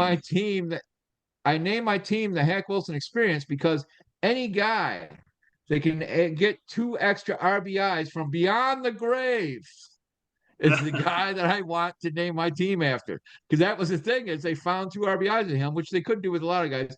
They found 2 RBIs with him. I just thought that was fantastic. Even from beyond the grave, he's still hitting them in. All right. So you want to know Fantastic. the top 5 RBIs batted in a year? Number 1 is Hack Yes. Wilson. He did it at 30 years old, the same age you are in that picture there, Chad. Actually, I'm not, Jeff, because like I told you, I think that's 96, so or Well, 97. you're So anyway. around So yeah, 30. maybe I I am. did the So go math. ahead. You're around 30. Just yeah. Yeah. I'm But 30. I'm 30. I'm 30. Shut up. in 709 plate appearances, that's a lot for a season. Oh yeah. 191 runs batted in. That is Oh, your okay. that's your line to beat. Lou Gehrig second, and this was in his year 28. 185. That was 1931. So he gave that record a good go that year. Hank Greenberg was 26 when he hit 184 and 37. Jimmy Fox was 30 when he hit 175 and 38. And Lou Gehrig was 24 and 27 when he hit 173 and 27 and 30. So that tells you how much of a baller Lou Gehrig was. He's like 3. Oh, absolutely. Yeah. I mean, 3 out of the top 5 is him. And then he's like back down at 12. No, I still think. Yeah. He had 166 one year. Oh, what a fucking dude. I still think, and I hate to say it, but pure hitter wise, not pure hitter wise, popular hitter, stone cold killer of all time, I still think it's the Babe. However, though, the actual best hitter in baseball of all time, besides Tony Gwynn, but without power, if you ignore Tony Gwynn, it's definitely Gehrig because of numbers like that and average and consistency. That, to me, it is. Okay, I'm so glad you brought up Tony Gwynn because I have a Tony Gwynn story that I was going to talk about today. Yeah. So this is from the mouth of John Smoltz, right? So they talk about Tony Gwynn, and they said, "How did you do against Tony Gwynn?" He's like, "Oh, Tony Gwynn only batted like 448 off me." But here's the craziest stat is that if you put Maddox, Glavine, Pedro Martinez, and John Smoltz, all right, all 4 of those players have over 12,000 strikeouts, and they faced Tony Gwynn in 330 appearances. How many strikeouts do you think they got against Tony Gwynn? How many plate appearances? I saw. Well, no, it's 330 appearances of those pitchers facing 20. Tony Gwynn. Yeah. Right, only like 20. And you know they got 12,000 strikeouts in their career at least. You know, they're all 3,000 strikeout pitchers. It was 330 against Gwynn, is that what you said? They faced him 330 times, those 4 pitchers. Right, that's what I'm asking. How many strikeouts do you think they got against him? I'd say it's only like 12. It was shocking. The number was shocking. It was. I'm just kidding. No, it's 12. I'll say, say some crazy number. I'll say it was 17. It was 3. And here's the thing: Pedro Martinez and Maddox never struck out Gwynn. Glavine got him maybe once or twice, or Smoltz. It's between Smoltz and Glavine. There was 3 strikeouts between the 2 of them. But that's it. In 330 appearances against that fucking guy, they could not strike him out. And I think it shows more that those pitchers sucked more than Gwynn was good. Yeah. Yeah, you keep believing that shit. You got a point there, though. You got a point. They're pretty terrible. But I will get him out of the hall. So that is to the get out of here. Gwynn is the modern day Gehrig. He's the modern day. He's the modern day Ty Cobb. He's the modern day what have you. Actually, the modern day Ted Williams, because Ted Williams, I forgot to mention him. I still think Ted Williams is the greatest pitcher. Greatest batter when they did that one test with him in the early days of fast motion photography, when they threw him a ball that was, I think it was half yellow and half black, or half white, half black. They threw him 20 pitches, of which he hit like 16, and he was right every time except for twice on which side of the ball he hit, whether it was the white side or the black side. That is effing crazy. They said even pros can't do that. I heard some legend that he like tested. He was like 2010 vision. If that's the right. Yeah. Oh, he totally advisor. Was. And not that, but he missed 4.5 of his best years. He missed 4.5 of his best years flying a fighter jet or being a fighter pilot, either in Europe or in Korea. Yeah, World War II and Korea. Yeah, 2 wars. Unbelievable. Hey, this just in. So with that in mind, it's Ted. This just in. The Cubs lose to the Houston Astros 6-4, and surprise, surprise, Michael Fulmer got the loss. So basically, it was lost in bullpen lost the game. Shut up, dog. This just in. Phil's trying to betray me. Gleyber Torres, Yeah, he but texted I me know what he also. wants, which is a What? picture I can't give. He texted me Phil too. wants to trade you Gleyber Torres? I said, Phil, I'm sorry if you're watching this, but I'm telling inside, I'm doing inside pool if you're watching this, Phil. I'm sorry. But yeah, he's Well, trying I'm to going to trade look me. at Well, it. I gotta I'm check going to to look see at what it before I Kirby go to did. sleep But tonight. anyway, all right, so I already looked at what Phil offered me and I couldn't accept on it. But Yeah, he also said you sell you old Gleyber guys know Torres, this 10th from me ranked being MI, the second. second oldest member of the league. The only years I missed was when I was in Britain. So He's trying I to am get it to me reluctant to too. trade. I'm always amongst the least moves out of You know, anybody in the no, league. you know what the problem is right Always now? amongst the least moves. This is the next segment I wanted to go into. This is the ups and downs of the What, league, me? injuries, movements, and all this shit. And this is the reason why Phil is coming after you, is because he's got Matt McClain, the shortstop from Cincinnati, who just got promoted, and he has no room for him. So he is trying to give Yeah. everybody Gleyber Torres. Matt McClain was actually the fifth best prospect in the Cincinnati farm system. So They have was it De La Rosa? What's his name? Ellie? Ellie De La Rosa, yeah, he's above him, but McLean's coming through because he's had a really good AAA experience here. So he gets his chance. So good for Okay, him. another headline. This just in. Another reason why here's this just in. Another reason why Hack is doing poorly this year. If I have a chance to pick between two players, I put in the hot guy. Invariably, the guy that is not hot does. All right. Now we all know I'm like was this close to dropping Edmund. And we all know that Edmund is a friggin' dyed in the wool stud. However, though, I'm looking at his stats right now. Let me give you a quick update. How's Chad doing Well, that, by the way? my phone, I'm in the country, so my phone's not doing anything. The His guy's lips doing aren't terribly. moving. All right. I So the know guy is doing he's got his terribly. fist He's up in the not air his like usual self. solidarity, and I'm sorry, Chad. Go ahead. You were frozen for a second. Right, right. No, no, Now you are now again. he's I'm down frozen with in the a guy that's different for that. pose. All right. So anyway, so I don't start him tonight. I don't. Oh yeah. I don't start him tonight. No, I just was told my signal's weak. I'll tell you this about my internet. I You're literally number get it one. from a grain bin that is down the road. It's line of sight. It's line of sight. Am I still number one? Yeah, you're I'll still give you. number one. Oh, now All you're right. two. Oh, you're doing a All right. shocker. So,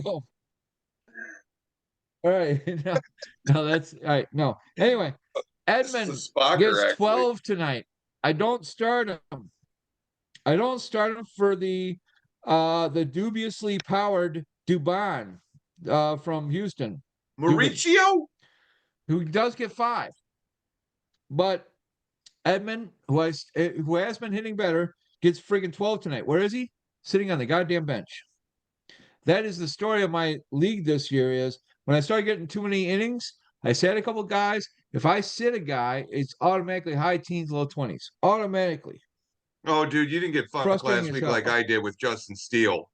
I put him in the fucking lineup and this and that, and just because Matt Mervis came off as NA or whatever, it reverted all my moves back to before I did them, and I didn't find it out until the game goddamn started. So I No, lost I've done 25 that too, fucking where points last week because of that. Or no, it was 2 weeks ago. So you guys I've blame Oh, had it that on happen Yahoo, too, but because if like you build fuck. sometimes You know what? I mean, Yahoo's a bunch. Yeah, there are a bunch of Yahoos that work at there. in a tight week, as commissioner, I will go in and take guys out of your lineup sometimes. Just to help me out a little bit. Good to know. Good to know. Hey, let me go through some that's we call injuries. that pulling a Bomerski. Oh, We call that pulling a Yeah. Bomerski, Lou. Yeah, it's Yeah. nice. I never met the guy, but I've heard plenty about him. Oh, well, there's plenty to hear about him. And actually, in real life, I met him again, maybe 5 or 6 years ago I've when I was never running seen one of him. my I've never Dungeons seen and him Dragons. since 2004, whatever it was. No, Give him I was shit. running one of my Dungeons and Dragons tournaments, and he showed up, and he was very like huggy and whatever, very unbemersky like. But I think he felt some residual leftover guilt about his chicanery, his Trumpiness, of his readjustment of the actual results. Uh, Nevertheless, we had a good night, and then I saw him again. And he was just like, "Yeah, whatever, dude." I always So liked him. I always, it's Bomersky. I guess there are things that he was able to do that I could never have figured out how to do. So so that I didn't have to have any sort of ethical quandary. It was just Lou was unable No, to dude. No, there was finagle things he could the have done. What he statistics like did, the main thing, as far as I'm concerned, the main thing he did, chicanery wise, was it was in the phone days. It was internet, but we also called in our moves. If he heard a guy he wanted to move on, he goes, no, no, he's already taken. But it so happens he was taken by Mr. Bomersky. Oh, I He never heard waited that till kind of some stuff. guy made a move on him. In Oh, I heard 2000, that from 2 or 3 guys. in 2004, he was smart enough to be able to have a I don't know what it was. It wasn't a spreadsheet. It was like an actual software to do the league stuff. That's what he did. So it wasn't Right. phone stuff at that point. But He got us. He got us to the two. Well, what I heard, let's not talk bad about the guy because we know I don't know who he he was is. a charlatan back in I the came day. in after But him. anyway, but my point was what I knew for a fact he did is that somebody said actually on the phone when he talked to him in person, said, hey, I want to pick up whoever. And he goes, who's that? Where does he play? And then all of a sudden, when the week started, it's on Dave's team because Dave already claimed him ahead of time. It's like, dude, you literally said, who is he? Where does he play? How do you spell that again? And he's on your team? wow, I I didn't know even that know happened that. for I at didn't even least know 3 that. times. Oh, Jesus. That's what I thought that's what I thought he got his dick in the vice about. But I ended up finding out it was numbers manipulation rather than moves manipulation. But the whole thing is when you're that stockbroker type, when you're that anything for a win type, Tommy Tuberville, I'm looking at a couple of those other guys. When you're of that type, once you're in for a penny, you're in for a pound. I'm cheating on this one thing. I might as well cheat on everything. That's how I kind of looked at it I as. guess, But I yeah. didn't find out until later that it was a numbers manipulation thing. Where what I heard from numerous other players, like it was because of they said, "Oh yeah, he screwed me out of a guy." Yeah, there's a lot of subtle areas that a commissioner can, especially with our off-season stuff, that you can, if you're not careful, you can do something unethical, right? So I've tried to, give my move to somebody else, which I didn't do this year. Dude, But I don't know how I you're got away worried from it. about But shit. I mean, don't worry No, about but it. Lou, Nobody you are worries about you, literally an dude. angel walking on 2 feet. You are literally but we trust you. it's I trust easy you to as my get into a life, gray my area. personal life. It's easy to get into a gray area, and you have to. If there's any doubt, you just have to screw yourself, basically. You know what I mean? Like, Yeah. I can't. But the whole thing You is, know how I it is. think Like, you don't have a definitive idea. Like, I don't know if I'm going to do this or not. And then, so Chad. All right, so Chad's gonna go. Yeah, maybe I will. Yeah. I think I'll go ahead and, that's the kind of thing. Like, I grab him. Yeah, yeah. So you don't want to understood. get But into the that. one thing is how I would cure that is, and I hate to use this as an example, but when I'm a dungeon master, is when I get an idea on the spot, I write it And he down. means And if like I write it Dungeons and down, Dragons. He doesn't mean like he's like, no, whipping I'm somebody's ass on a cross and shit. no, I only do Let's that on just get that Sundays. straight right now. No. When I'm D&D, in the old days, There you you usually have go. to explain that. Now I figure people know that. Anyway, no, but when I'm a Not dungeon master, the necessarily. guys are coming up with shit. They're like, "Oh man, you just said that because we just said whatever." And I was like, "No, dude, look at this. You just said it, and it's already written down." I hold up the notebook. You know, if I have an idea, if I was in your spot, Lou, I would say, "I want Dubon. I want fucking Alex Cobb right now." I'm writing it down in the notebook. So therefore, it would stop me from later on going, man, did I just think that or did I write that? You know what I mean? Yeah, I So mean, that would keep I'd me rather in send a. it to. Also, it's from me being a former newspaper reporter too. It's qualification. It's writing down of the time, so it's factual. Even if there's not a time and date against it, you as a new human being know that that's what you thought at the time. You know what I mean? The best method is to, like, in the off season. I mean, send what my intentions are to the guy with the last dibs, the winner of the league the previous year, because Right.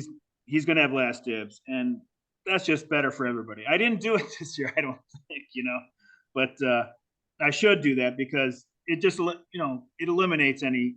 I'm saying like when I have, maybe I didn't do it this year because I had the fourth. I think I was ninth on the pecking order, and Yeah. but when I've been first or second, yeah, I'm going to get the guy, but I don't want to Yeah, claim it a sucks to guy. be ninth. It means you made money the year before. I don't want to claim the guy that Chad, said he's going to take, even though I'll get him over him. I don't want that out there. You know what I mean? You know what I'm saying? Yeah. But also, Oh, you know. but you've got to have it's got to be definite in your mind, and you should make an official record of it, because I'm saying there's those moves where you're not quite sure what you're gonna do. I don't know if maybe I should do that, and then like Chad comes in, oh, he's gonna claim him. Oh, geez, yeah, I should claim him. And now I got to make the That's decision. not You good. can't make a decision after the fact. After the fact is too late. That's my point. Was I just when I was Right. running those games, and I'm telling you, I ran those games for 19. No, actually, I've been dungeon mastering for fucking 40 years since I was like 12 years old. More than that, 40 something years. Whenever I had an idea, I write it down first, just in case I have some fucking rule Nazi, some rule says, "Oh man, you just said that because we just said whatever." I would like pull up the notebook. Look at this, asshole. This is what I wrote. I wouldn't say it in aggressive Right. terms, of But course. I I'm just, heard from somebody else. hyperbole. I heard from somebody else that you had about 20 pages of those perspective moves that you could point to. Oh yeah, yeah. No, and I just looked. I circled the appropriate page. Oh, I know. I'm Maybe I like, wrote it down right here. Wait, what I'm does like the other Bobby page say? Fischer. Wait a second. Wait. No, dude, I'm like Bobby Fischer. I have 21 moves ahead, and then potential moves within those moves. It's always wheels within wheels, No. But to be a All right, hey, successful dungeon master or a commissioner, you have to love the league more than your team. And I'm competitive. I want to win. I didn't want to go 20 whatever years without winning, but all those years I was trying, but the league was more important than I me gotta tell winning. you, And I'm competitive as anybody else, but you know what I mean? Like the league is still more important to me. absolutely, Yeah. Lou. I gotta tell you, fuck Jeff. Oh shit, he's on this. Podcast. Excuse No, me? I don't mean fuck Jeff. I mean, don't worry about Jeff. Is what I meant. I am rooting for you this year, and one other guy. Well, I'm not gonna say, or me. But I really want you to have a victory this year if I don't. And how it's looking right now, it's not going to be me. But there's still a long season. I still think all is, Hey, open. just get your money back, bro. Uh, especially with I'm going to get it in reach arounds. I'm going to get my money back in reach arounds. Metaphorical or phorical reach arounds. But anyway, I am going to get a quick glass of water, and I'm going to come back and then sign off in not too long. I am a farmer.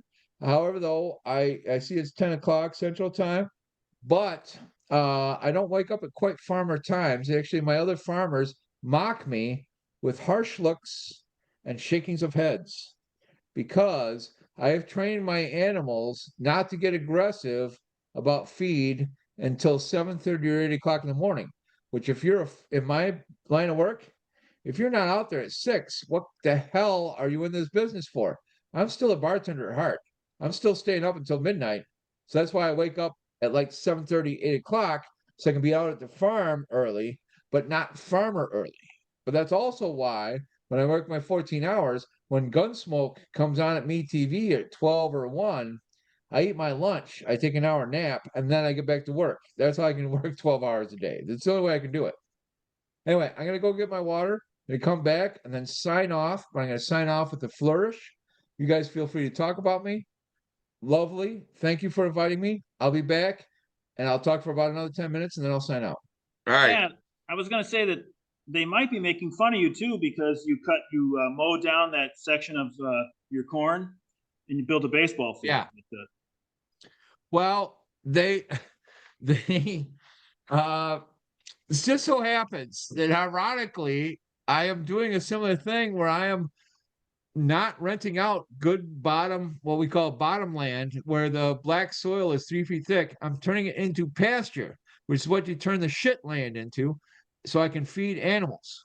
Main reason being, animals are less labor. I don't want to work 12, 14 hours a day because I'm 56. So I might as well just grow a baseball field because it's equally productive. Wouldn't that be nice? But yes, I'm being mocked by my neighbors. But the whole thing is, I'll be able to have a couple horses, or as they call them, farmland, grass burners, because they do nothing but eat grass. I'll get a couple horses for Janine. I have a couple steers for my customers in the city, a little bit of beef for my family, and I won't have to worry about that. But also, I will miss out on all that cash land, which actually is only about $2,000 a year. You know Hey, what you Chad, need? CFD. if You you need an build it, emu. Chad, if you build it, they will come. You could create a Emu and field Outback. as an alternative to all these travel leagues that you were talking about. You could invite talented Deny baseball that. players from the area. I can even have a stadium that's good enough for the travel leagues come. I have the feast and the famine. Well, You shit, know, they're I not even have the using poor King kids. County fucking right now. Why the fuck? Why would you build it if they won't come? But you could do No, DeKalb and I'm in McHenry King County. County. I They'll mean, come come. on. There's no, no. In King County, there's more rich folks than hair on a dog's back. You know, there is. It will happen. Well, anyway, let me get my water and I'll be All right right, back. do your thing. I'm gonna go through the injuries and like A to All right, Z talk on about me. this, Yeah. Chad, and then get something I've got better a than game water. for us to play when you get back. Something better than water, Chad. Yep. All right. So Wisniewski sent down after a terrible start against the Twins. You gone. Fix your shit and come back later. Luke Voigt is on the 15-day disabled list. Darren Ruff is just signed with the Brewers. So Oh, maybe Darren Ruff is taking his place for the most part, but we'll see how that goes. CJ Crone is on the 10-day. Corey Dickerson is back from the DL, in case you have him. Pirates? Is he now? Nationals? Maybe he's Nationals. I can't remember. Anthony Rendon on the DL. Go figure that. He's a Rendon? Yeah, he's habitually on the DL. Mason Miller has forearm tightness again after coming off the DL. A's? That doesn't look good for the Oakland A's. AJ Puck, the Marlins relief pitcher, is on the 15-day disabled list. I picked up Dylan Floro over this, Yeah. so we'll see. Gary Sanchez signs a minor league deal with the Mets. What do you think about that, Lou? You're a Oh, Mets man, fan. I'm excited. Everything the Mets do just it turns to gold, man. No, I thought it was fine. I think people have been too low on Sanchez. It's worth a shot. You know what? I understand. I didn't understand why you didn't have a contract, to be honest with you. I mean, you can suck at catcher, but still fucking, be a good backup. I mean, what's going on with that dude? I mean, can he hit anymore? What the fuck? Does he really suck? I mean, I know he's not above He hit a ton of average. home runs his first year in the league, man. I mean, it's like as a rookie, and then he kind of like No, started I mean dwindling as down a from there. I don't defensive know if he's got catcher. As a personal issues defensive or what. catcher. I mean, is he really a disaster? Like the Cardinals with Contreras. Yeah, Now but he's they're back, actually catching him again, and I'm going to bring that up in a little bit here. So, Brandon Crawford off the 10-day, so he's back with the Giants. Starter Lodolo is on the 15-day disabled list for the Cincinnati. I didn't follow it closely enough, but did the Giants bring up their was it Luciano? Is that the Giants guy or is that the Red Sox? They have a young shortstop. Lucian Fox. No, that's not who I'm thinking of. I could be off base here. I thought that the Giants had a shortstop prospect. Yeah. It's not Marco Luciano. Is that the guy in the Red Sox? I can't remember. Moving on. We're on L here. Who? Jesus Sanchez is on 10-day with a hammy. He's Marlins. the Marlins outfielder. Contreras is back to catching. So he's catching Flaherty today. So see how that goes. The Cardinals said they realized that Contreras wouldn't give the money back, so they said, okay, yeah, you can catch again. Yeah. I think they're putting too much stock into framing right now when it doesn't really matter because you got that whole thing didn't make any sense. You got a bunch of terrible fucking umpires anyway. It's So very why the fuck do you care about un-Cardinals-like framing? for them It to doesn't be matter. for the Cardinals to be this dysfunctional. It just doesn't fit them. This is more like Mets territory, or Well, hey man, I hope it lasts for a very, very, very long time. All right, Jazz Chisholm has turf toe. He's getting a second opinion on it, but he's a little hobbled right now. Did you see Andrews, did you see how he got hurt? diving catch or some shit? They have a cement. They had cement right below the fence, and it stuck out. It jutted out a little bit, and he went back to the fence. He also hit the fence too. So he whacked his toe But on he that hit shit. the first thing he did was that he stepped on that cement, 2 or 3 inch high cement thing that jutted out from the fence. It's like it's totally unnecessary. I mean, like these are major league players that you have millions of dollars invested in. Clean that up, man. I mean that should have been behind the fence. Is turf toe is that when you separate your toenail from your foot or from your toe?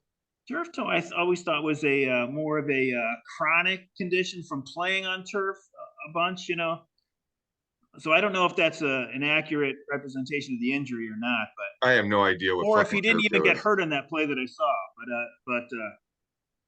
But that was All right. BS. And what they've done with him this year, shifting him over to center, is really a crime for him. If he gets hurt because he's playing center and he doesn't know what he's doing quite yet, that's a real crime for him. For his earnings in the future too. I mean, yeah, they can.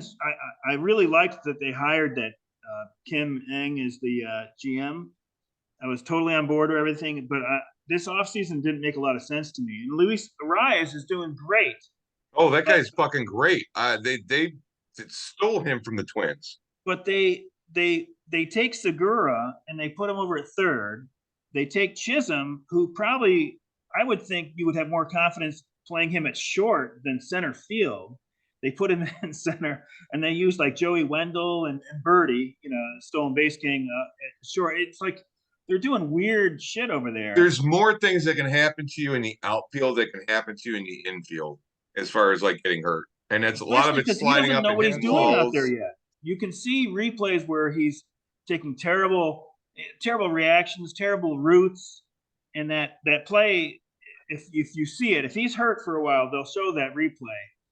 There was this cement thing, Chad, on the bottom of the fence that he stepped on before he actually, his body hit the wall. So I'm sure that hurt too. But that cement thing, it jutted out maybe half a foot from the wall. It's a few inches tall. It's like, clean that shit up, man. I mean, these guys are making millions a year. But it's something if you're something there every day, it's something as an outfielder. But if you're an infielder playing outfielder, it's not something that's comfortable. Just like when other outfielders play at Wrigley, they get scared of the vines or they trust the vines or like padding.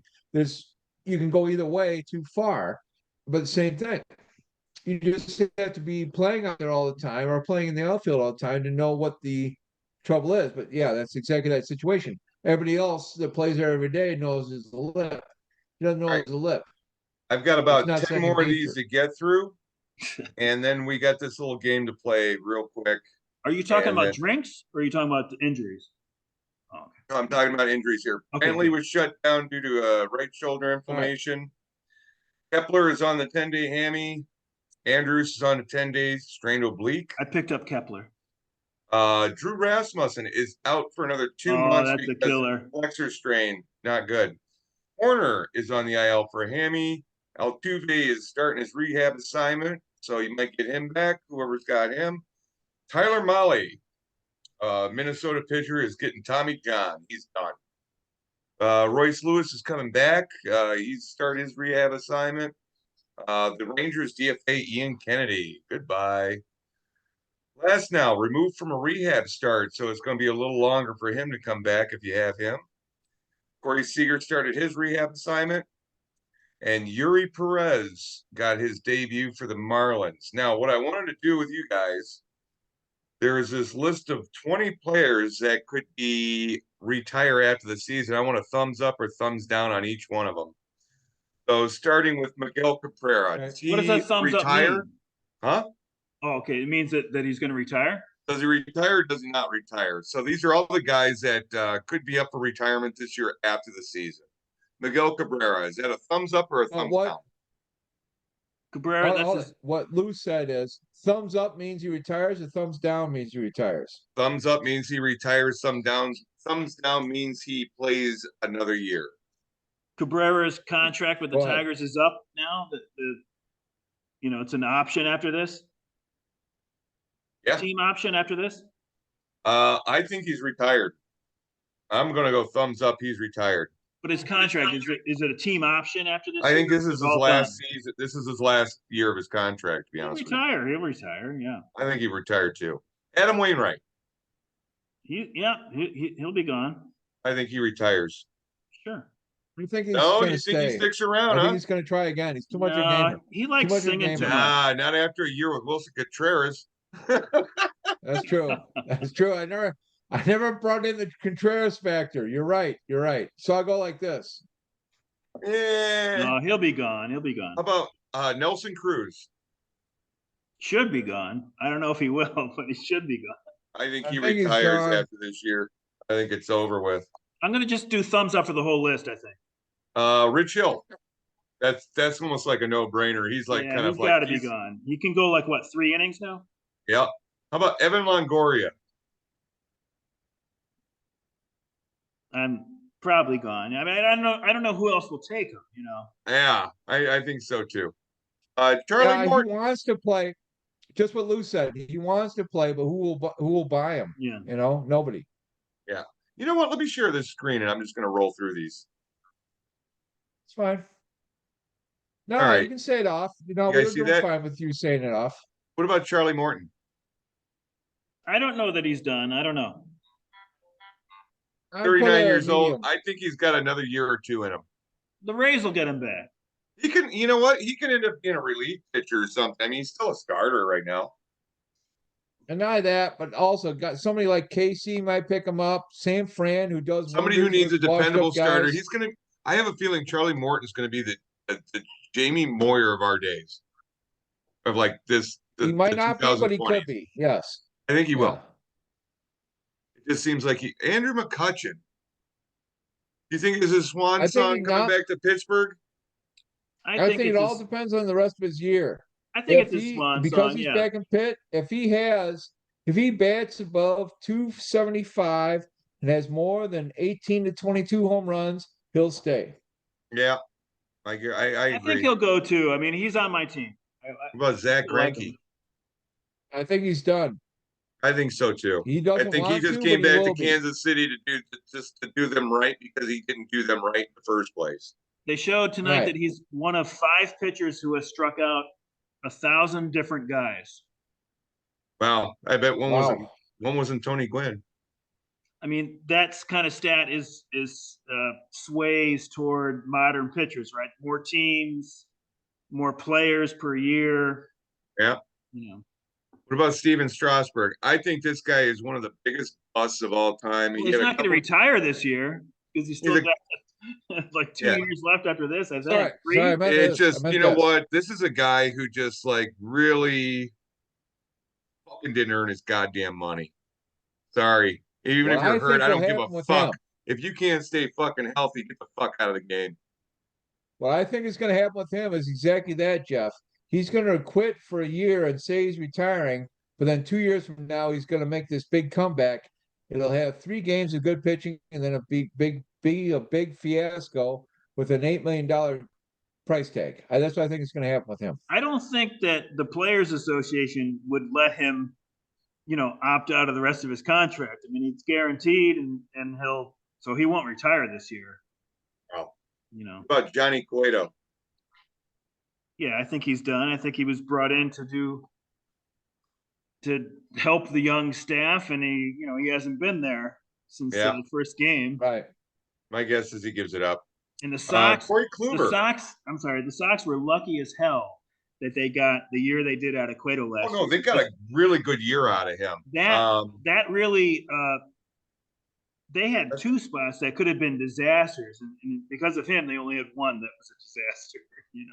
Got a different place of a bad Dallas title. Agree. Corey Kluber.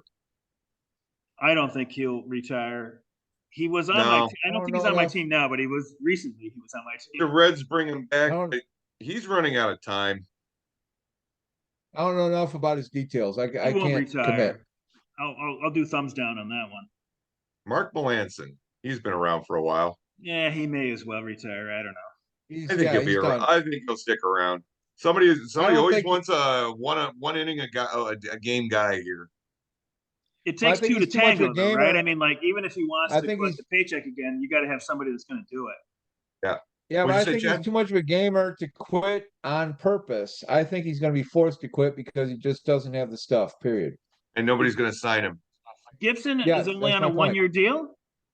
Yeah, He is a I think one-year he's deal going to be right now. around. I mean, he's not that old. I I don't think know why he's even on this list. I think he'll be around. Yeah, me too. Yeah, me Josh too. Donaldson. Definitely He's a done. he's a weird one. He could be around, but I don't think people want to bring him in. If So his contract's up, he's kind of that kind of douchebag in the fucking locker room. he could be a guy that retires in March of next year when nobody wants him. Right, right. Yeah, he'll announce his retirement. Like, this guy needs to fucking retire. So he just got shut down again. I And thought he was coming you know back. what? This guy has not earned a goddamn penny of his fucking career money. As far He as did I'm for about a year concerned. and a half. Yeah. He did for What the, about a year and how a the half, but but he's that's it. signed for fucking multiple years and shit, making good money. What the fuck has he done to earn Exactly any right. of it? He never fulfilled any contract he ever No, he's signed. always been So I a agree wish with and that 100%. you know. I think he's about to come back though. So like that story will be told soon. I think. Yeah, but he'll come back for 3 weeks. You know that, Lou, and then he'll be done again. Terrible. He's a Terrible. good player. He's a good player. If No, he everybody, you know what? Yeah, he was good, but you know what? At this point, you got to say, you know what? This guy's never going to play baseball again. Fucking don't sign him. He's kind of like just, you made enough money out of not playing. Just go away. We've got other guys that can It's a take your waste of spot. money. There's other guys out there that are talented and shit. You had your time. You can't stay healthy. Get the fuck out. Well, you can sign 3 up-and-comers for what he costs. Yeah. I'll do thumbs down on him. All right, Charlie Blackmon. Thumbs down. He's definitely coming back. I think he'll be gone. I don't know. I mean, I He's know a he's doing well, right? lifelong Rocky, and he turns 37 this year. He's played for him for about 15, 16 years. Too much of a gamer. He might get cut halfway through the season, but he's too much of a gamer. He's going to be there. Lifetime 297, 354, 488 slash is not bad. But if you look at his numbers, they're not that fucking huge either. If he gets traded, he's gone. But if he He's stays been in one of those guys Colorado, that's got he's there. hurt from time to time too. If he doesn't come back with the Rockies, I think other teams will go like, yeah, but he only had those numbers because of Colorado. I think it'd be less likely that somebody else will take him. Why he never left Agree, Colorado. Lou. If he's in Colorado, he's there. If he goes, he's gone. I think he's gone. Yeah, he won't play for another team, I don't think. Agree. Kirby Yates. Don't know enough about him. Don't care. I don't know enough. Yeah. Well, he's a great pitcher. I mean, not great, but he's a good pitcher. I don't know. He's not that old, San right? Diego guy. He's not that old. No, he's not. Right? Carlos Santana. I think that's a thumbs up. I think he's gonna fucking bow out. I think he'll go. Yeah, he was a there's only really so much good you player, can do with man. him. He was a really good player. I He might go out that with the Grace. I Pirates think he'll signed him. go. I think he'll go. Yeah. Justin Wilson. Jesus Christ, this guy's still playing. I don't know. Who knows? He was on the Cubs like a long time, like back on the 2016 Cubs, I think. Yeah, he's gone. He's a lefty. Oh, he had Tommy John surgery last June, so he's going to try to come back, but I doubt anybody's going to fucking. Lefty always has a chance. What about this guy, the last and final, Joey Votto? He's gone. He's gone. He gone. You think he's going to He's retire? definitely gone. Oh my God, yeah. He's definitely gone, but he was a great player. I think he has enough class. He's going to go out on top. Not on top, but go out in the middle. He's gone. You know what? I've seen some of his online content. This guy's pretty fucking cool. No, I agree. He's just a good guy, man. I mean, I don't know. I always as Joey Votto was a player, I always used to hate it because he used to fuck the Cubs up. But as a person, I think he's pretty fucking funny. And he's a lollygagger right now. Ooh, yes. He was a daddy for a while. So I think he's gone though.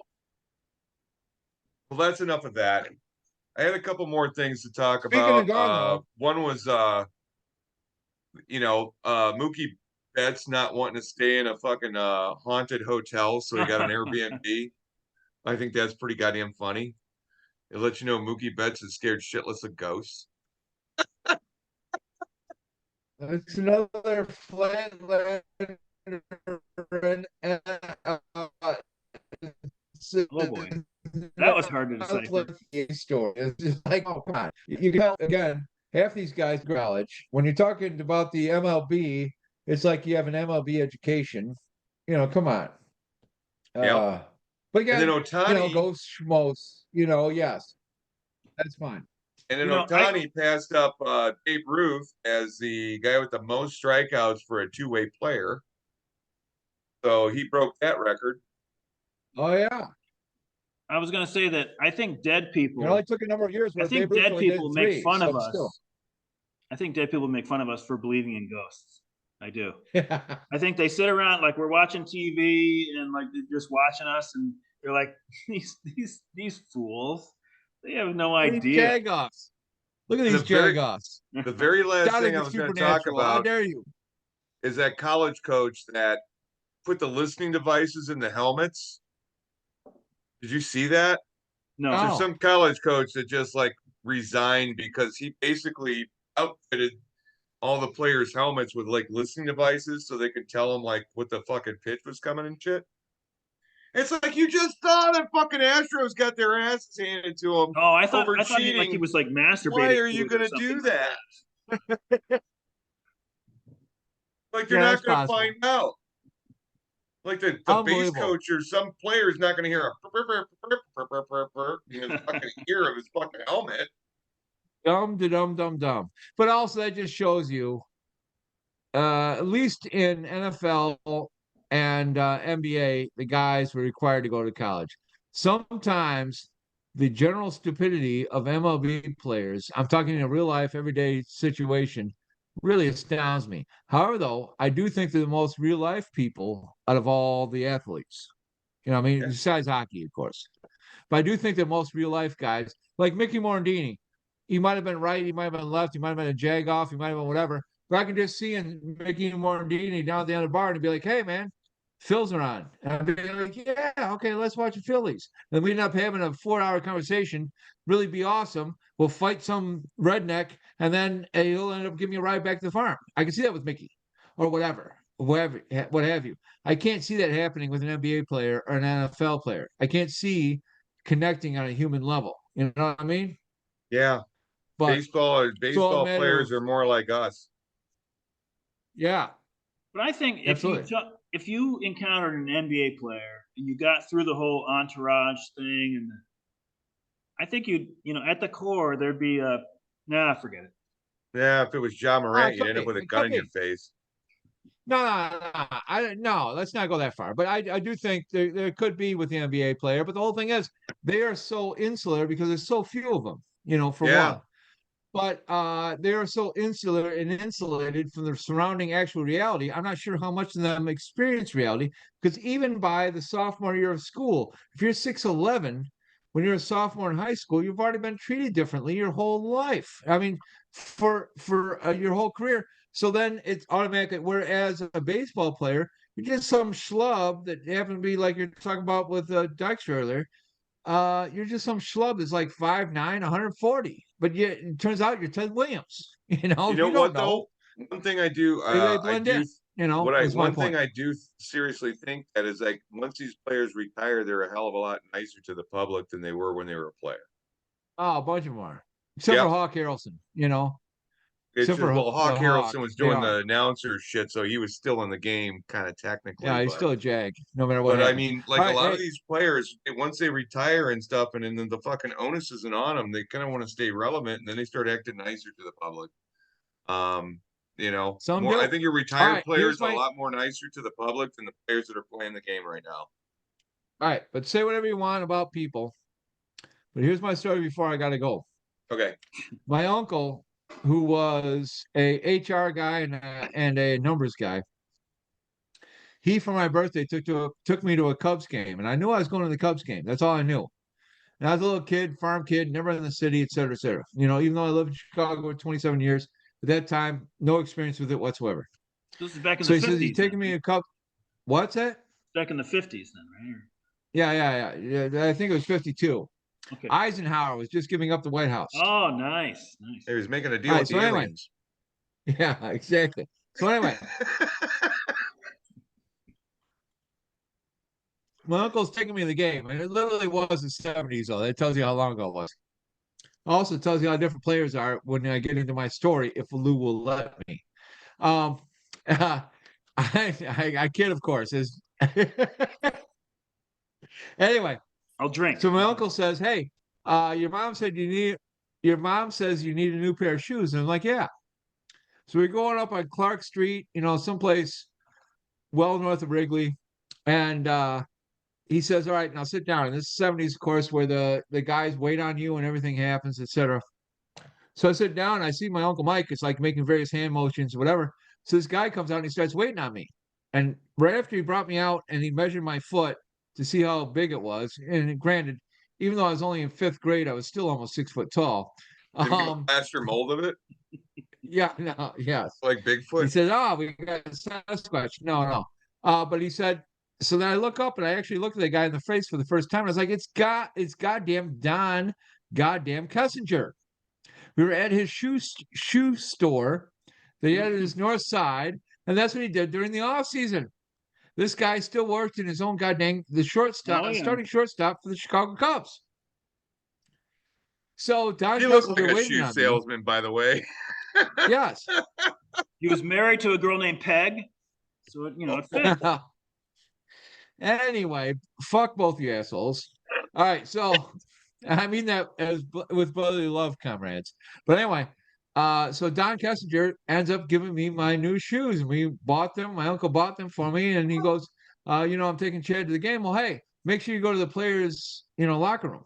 Well, it just so happens that was a commemoration of Fergie's. I think it was 30,000, not 30,000, 3,000 strikeout commemoration Sarah where they gave out the Ferguson? post. Yeah, Fergie Jenkinson. Oh, Fergie Jenkinson? No. Yes. I screwed him up. Sorry. Late at night. It's late at night. Come on. I've already been awake for like a million hours, and I've been working a lot more than both of you work in a week in one day. So anyway. Stop. I kid, of course. I kid. You went there. I kid because I love. Anyway. So anyway, no, actually, maybe it was his 2000 strikeout. Anyway, it was a big poster. Yeah, thank you, Lou. So, so we're going there for the poster day, and I'm waiting at the thing, and Don says, "Hey, Chad, come on in." Some of this little fifth grade, fourth grade kid, and all the players are walking by me, and Fergie walks up, and he signs it right away, and he goes, "Chad, here it's your birthday." Oh, that's happy birthday, Chad. And I wish I still had this poster. He wrote like 3 sentences on it. It was goddamn great. Fergie was great. He posed with me a picture. I still got that. Posed with me, hugging. He stood there with me for 10, 12, 14 minutes. It was fantastic. Other players walked by. Barry Foote signed it. A bunch of these other guys signed it. All these other guys walked by and signed it. Barry Foote is the one that should have had a shoe store, right? Barry Foote, yeah, right? Barry Foote put a goddamn ball through a window. He probably worked there in the winters. All right, we already worked there in the winters. All right, but anyway. So then my favorite goddamn player walks by, though, and I couldn't tell if Fergie was my favorite player, but he could just tell by the look in my eyes. And Dave Kingman walks by. Oh. And I was like, Mr. Kingman, Mr. Kingman, would you sign my poster? And he's having a smoke, and I still remember he's drinking a Coke, and he looks over at me, and then he looks down, and he's like, "Fergie, you know this fucking kid?" He's like, "Yeah. It's his birthday. He came in for the country. He came in from the country. It's his first game here at Wrigley." And he goes like, "Well, what's that fucking mean to me?" And he keeps on walking. And I remember that Barry Foote stood right in front of him. And I still remember this because at that time a swear word was like fucking hot acid in my ear because I was like a sheltered farm kid. And he goes, "Look, Dave, you turn around and you sign that fucking kid's poster. I don't care what has to happen." And then a couple of players, including Don, got around him and kind of like shamed him into signing my poster. Wow. And he's like, "All right, kid, what's your name?" Chad. All right. He signs it. He goes, "Dear Chad, HB, Dave." And I was just like, well, I was still HB mean? beside myself. And then he goes, "Happy birthday, kid." I said, "Would you hit a home run for me?" And he goes like, and then takes another drag of his cigarette and then keeps on walking. And There's I a still reason why remember that that. guy kept getting traded to different teams all the fucking time because everybody fucking hated that guy. He was a Brzezinski in the locker room, Satan. However, though, I still, despite the fact that I saw that guy's true nature in real life, when he came up, even that very day or any time after that, I wanted Dave to hit a fucking dong, you Hello. know, right out of, hit the Budweiser sign over left field. I just fucking love the guy. He was tall and thin like me. I just, even though the guy, but Jeff, that's the whole reason it reminded me of that story was after the guy retired, within 2 years, he basically went on an apology tour around all of the different ballparks and like a little, like, how the Cubs and, all of the broadcast teams have a member up in the broadcast booth and whatever. Dave, every single time, apologized to the fans. And he goes, "Now that I'm out of the business, I never realized the fans are who pays my salary, not the goddamn owners." And even when he was on GN, he even said goddamn, and they had to bleep him on the God part. And then I was just like, that is awesome. But granted, it was too goddamn late, though. He still Speaking of lives in God. this area. I think he's over in like Hoffman No, he Estates or does. some shit. He does. He Yeah. has a cabin up in goddamn Wisconsin. Let's get him So on anyway. the podcast. Oh, Well, we should. that would be a coup. Yeah, it would be a coup. And I our think we got a special better chance of guest, getting. I think we got a better chance of getting Gracie, but we got to have him sit next to us, and we keep pouring him while we're anyway. We might be able to get Moral Kyle of the short of it, Farnsworth. that's my parting story. Is Don Kessinger measuring my feet for my birthday, and then played later on and went 3 for 5. Did I look for Don as he hit a double in the gap? I applauded for him, but no. I applauded for goddamn Dave Kingman, who was an asshole to me, that hit a single, was a dribbler up the the third base line, instead of the guy that actually waited on me that was a real human being. That shows you kids. What do just they know? because, They're all Were assholes. just you hanging because, out with Ivan DeJesus and Manny Trio while you No, were at it? that was pre-Yvonne. I think he actually might have been on the Cubs team, but he wasn't the starter yet. just But because I would have Kingman loved was Yvonne. tall, He was What? like 6'6". just because he Yeah, was he was tall. I like, mean, like, he, Chad, do you see that you're heightest? yeah, I'm heightest. I am heightest. I mean, Little guys, little dreams, do little you think hands. do you think people that are like 5'8" or thereabouts? No, I except for mean, Napoleon, I dismiss them all. So anyway, on that note, send the hate mail to 9N301 Burlington Road, Illinois 60151. All right, love cornfield. you, cats. Love you too, buddy, man. Thank you Comrades, so much for coming on with us, man. It's always a pleasure to just hang out with always a you. pleasure. And you didn't get to half the mental notes I had. That's how I got ammunition in Dude, We'll spades. have you yeah, on you For the got again. next stuff run. for the next We'll have time, you on man, again in because the we're gonna summer, keep okay? doing this until the season ends, and then we'll take a break over the winter and then come back in the next year when the Absolutely. season starts again. So I thought Absolutely. I thought but you were hey, we gotta Nebraska. go fishing and I will bring you your scarf. Not Nebraska, Illinois. I'm All holding right. a scarf hostage from the draft. He Ooh, really wants it Yes, back because it means a lot to him. But what it I've been does. It doing has is sentimental value. I've been I saw turkey that And on I know he's tallying. gonna eBay wipe it on today. his arse. He's gonna I've been wipe it on his turkey arse. tallying with this thing. Oh, Oh, it's terrible. And I left it at the friggin' draft. He's been holding it over my head ever since. You can't tell me. I can't tell you what type of filthy, rotten trades he offered me for it. And I'm just gonna, like a thief in the night, I'm gonna sneak in and grab it. Yeah, he won't come over and get it. No, his dog's half mental, so I'll just sneak in and grab it. He No, can't yeah, even I've been stop. that was talking on with eBay today. Will about trying to get Yeah, out I there and was. seeing you and shit. So, but my cousin's coming in this weekend. I know the following weekend's going to be kind of like late Memorial Day weekend. So I don't know what you got going on Memorial Day weekend. Always got something going on. But I'll tell you this to all you guys, especially, but all beer league and actually any fans out there in the multiverse. The farm is always open. Chili Trout Farm, Burlington, Illinois, stop by for 2 hours or 2 days. I'm an above average cook. We have plenty of room to camp. And my kids went to college. And we had 2 free bedrooms with bathrooms. 2 days. All right. I'm going to bring the whole family out probably in the next month or two. Okay. Oh, that's awesome. I'll let you know It's like awesome. the day before. So no, I'll make you work less than 12 hours a day. Probably less than 2 even. I've got a All bad right. back. Love you guys. Yep. See you soon. All I right, could buddy. handle- Take care. I could handle your books maybe. I've got a bad back though, so I can't No, really I do know, any I manual know. stuff. Well, I gotta tell you, Lou, it doesn't take much strength to pull a weed out of the ground.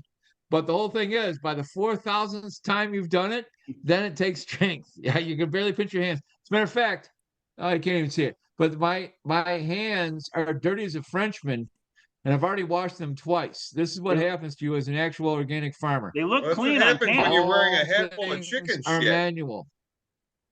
No, this is not chicken shit. I wear gloves for the chickens. It's all manual. But it's all pulling. over your hat. That's You all were I'm taking saying. your hat off and on. No, I'm doing the homage to Seamus now. The girl is University of Chicago. Seamus is Loyola. Power to them. All right. You It's some not in the smart beard kids. though, right?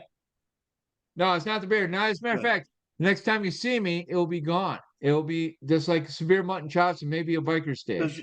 the beard would be darker, wouldn't it? Like it would be. Oh, it would be, especially if I was in a metal band. And also, you can see a little bit of the wizard going on. But anyway, that's a discussion for another time. Love you. See ya. All right. All right, Kiss, buddy. kiss. Take care. All right. Yeah. Bye-bye. Yeah. All right. Fucking Whew. love that guy. Fucking love that guy. Hey, I think we broke the record or close to it, right? Well, we just started about 10 minutes late, so I think we're right around the same amount of time as I'm not Phil's. going to quite break it unless we But keep anyway, going. well, I've talked about all the stuff I needed to talk about. That was a fun one. And well, I guess we're off to next week.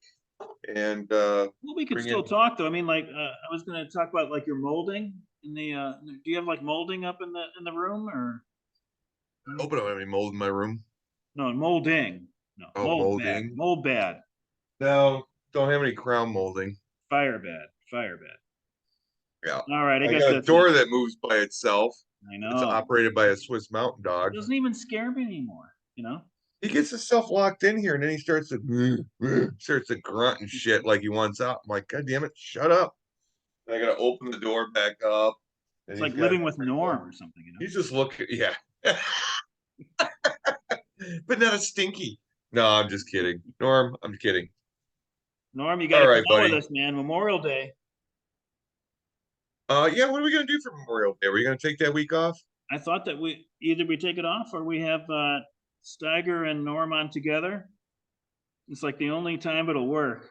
The only problem is I've got to cover for one of my reps, so I'm gonna be kind of working during the day. All right, we could probably take it off then. You know, if it's not going to work, we could try July 4th. Yeah, it's a possibility. I mean, and you know, my reps will have to make concessions. Like you can't take all the fucking holidays off on me and make me work them for you.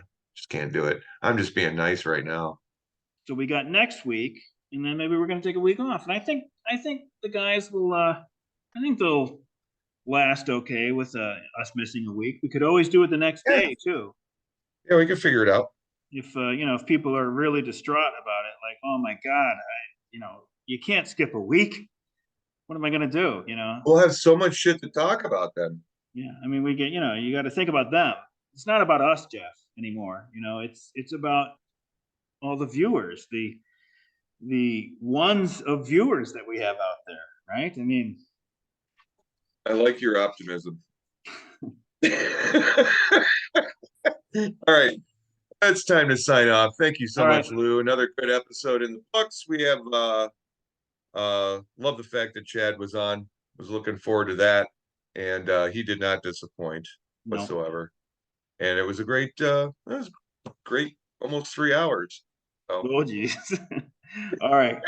All right, buddy. I'll talk to you soon. Good luck to the dads as long as they don't finish ahead of the gags.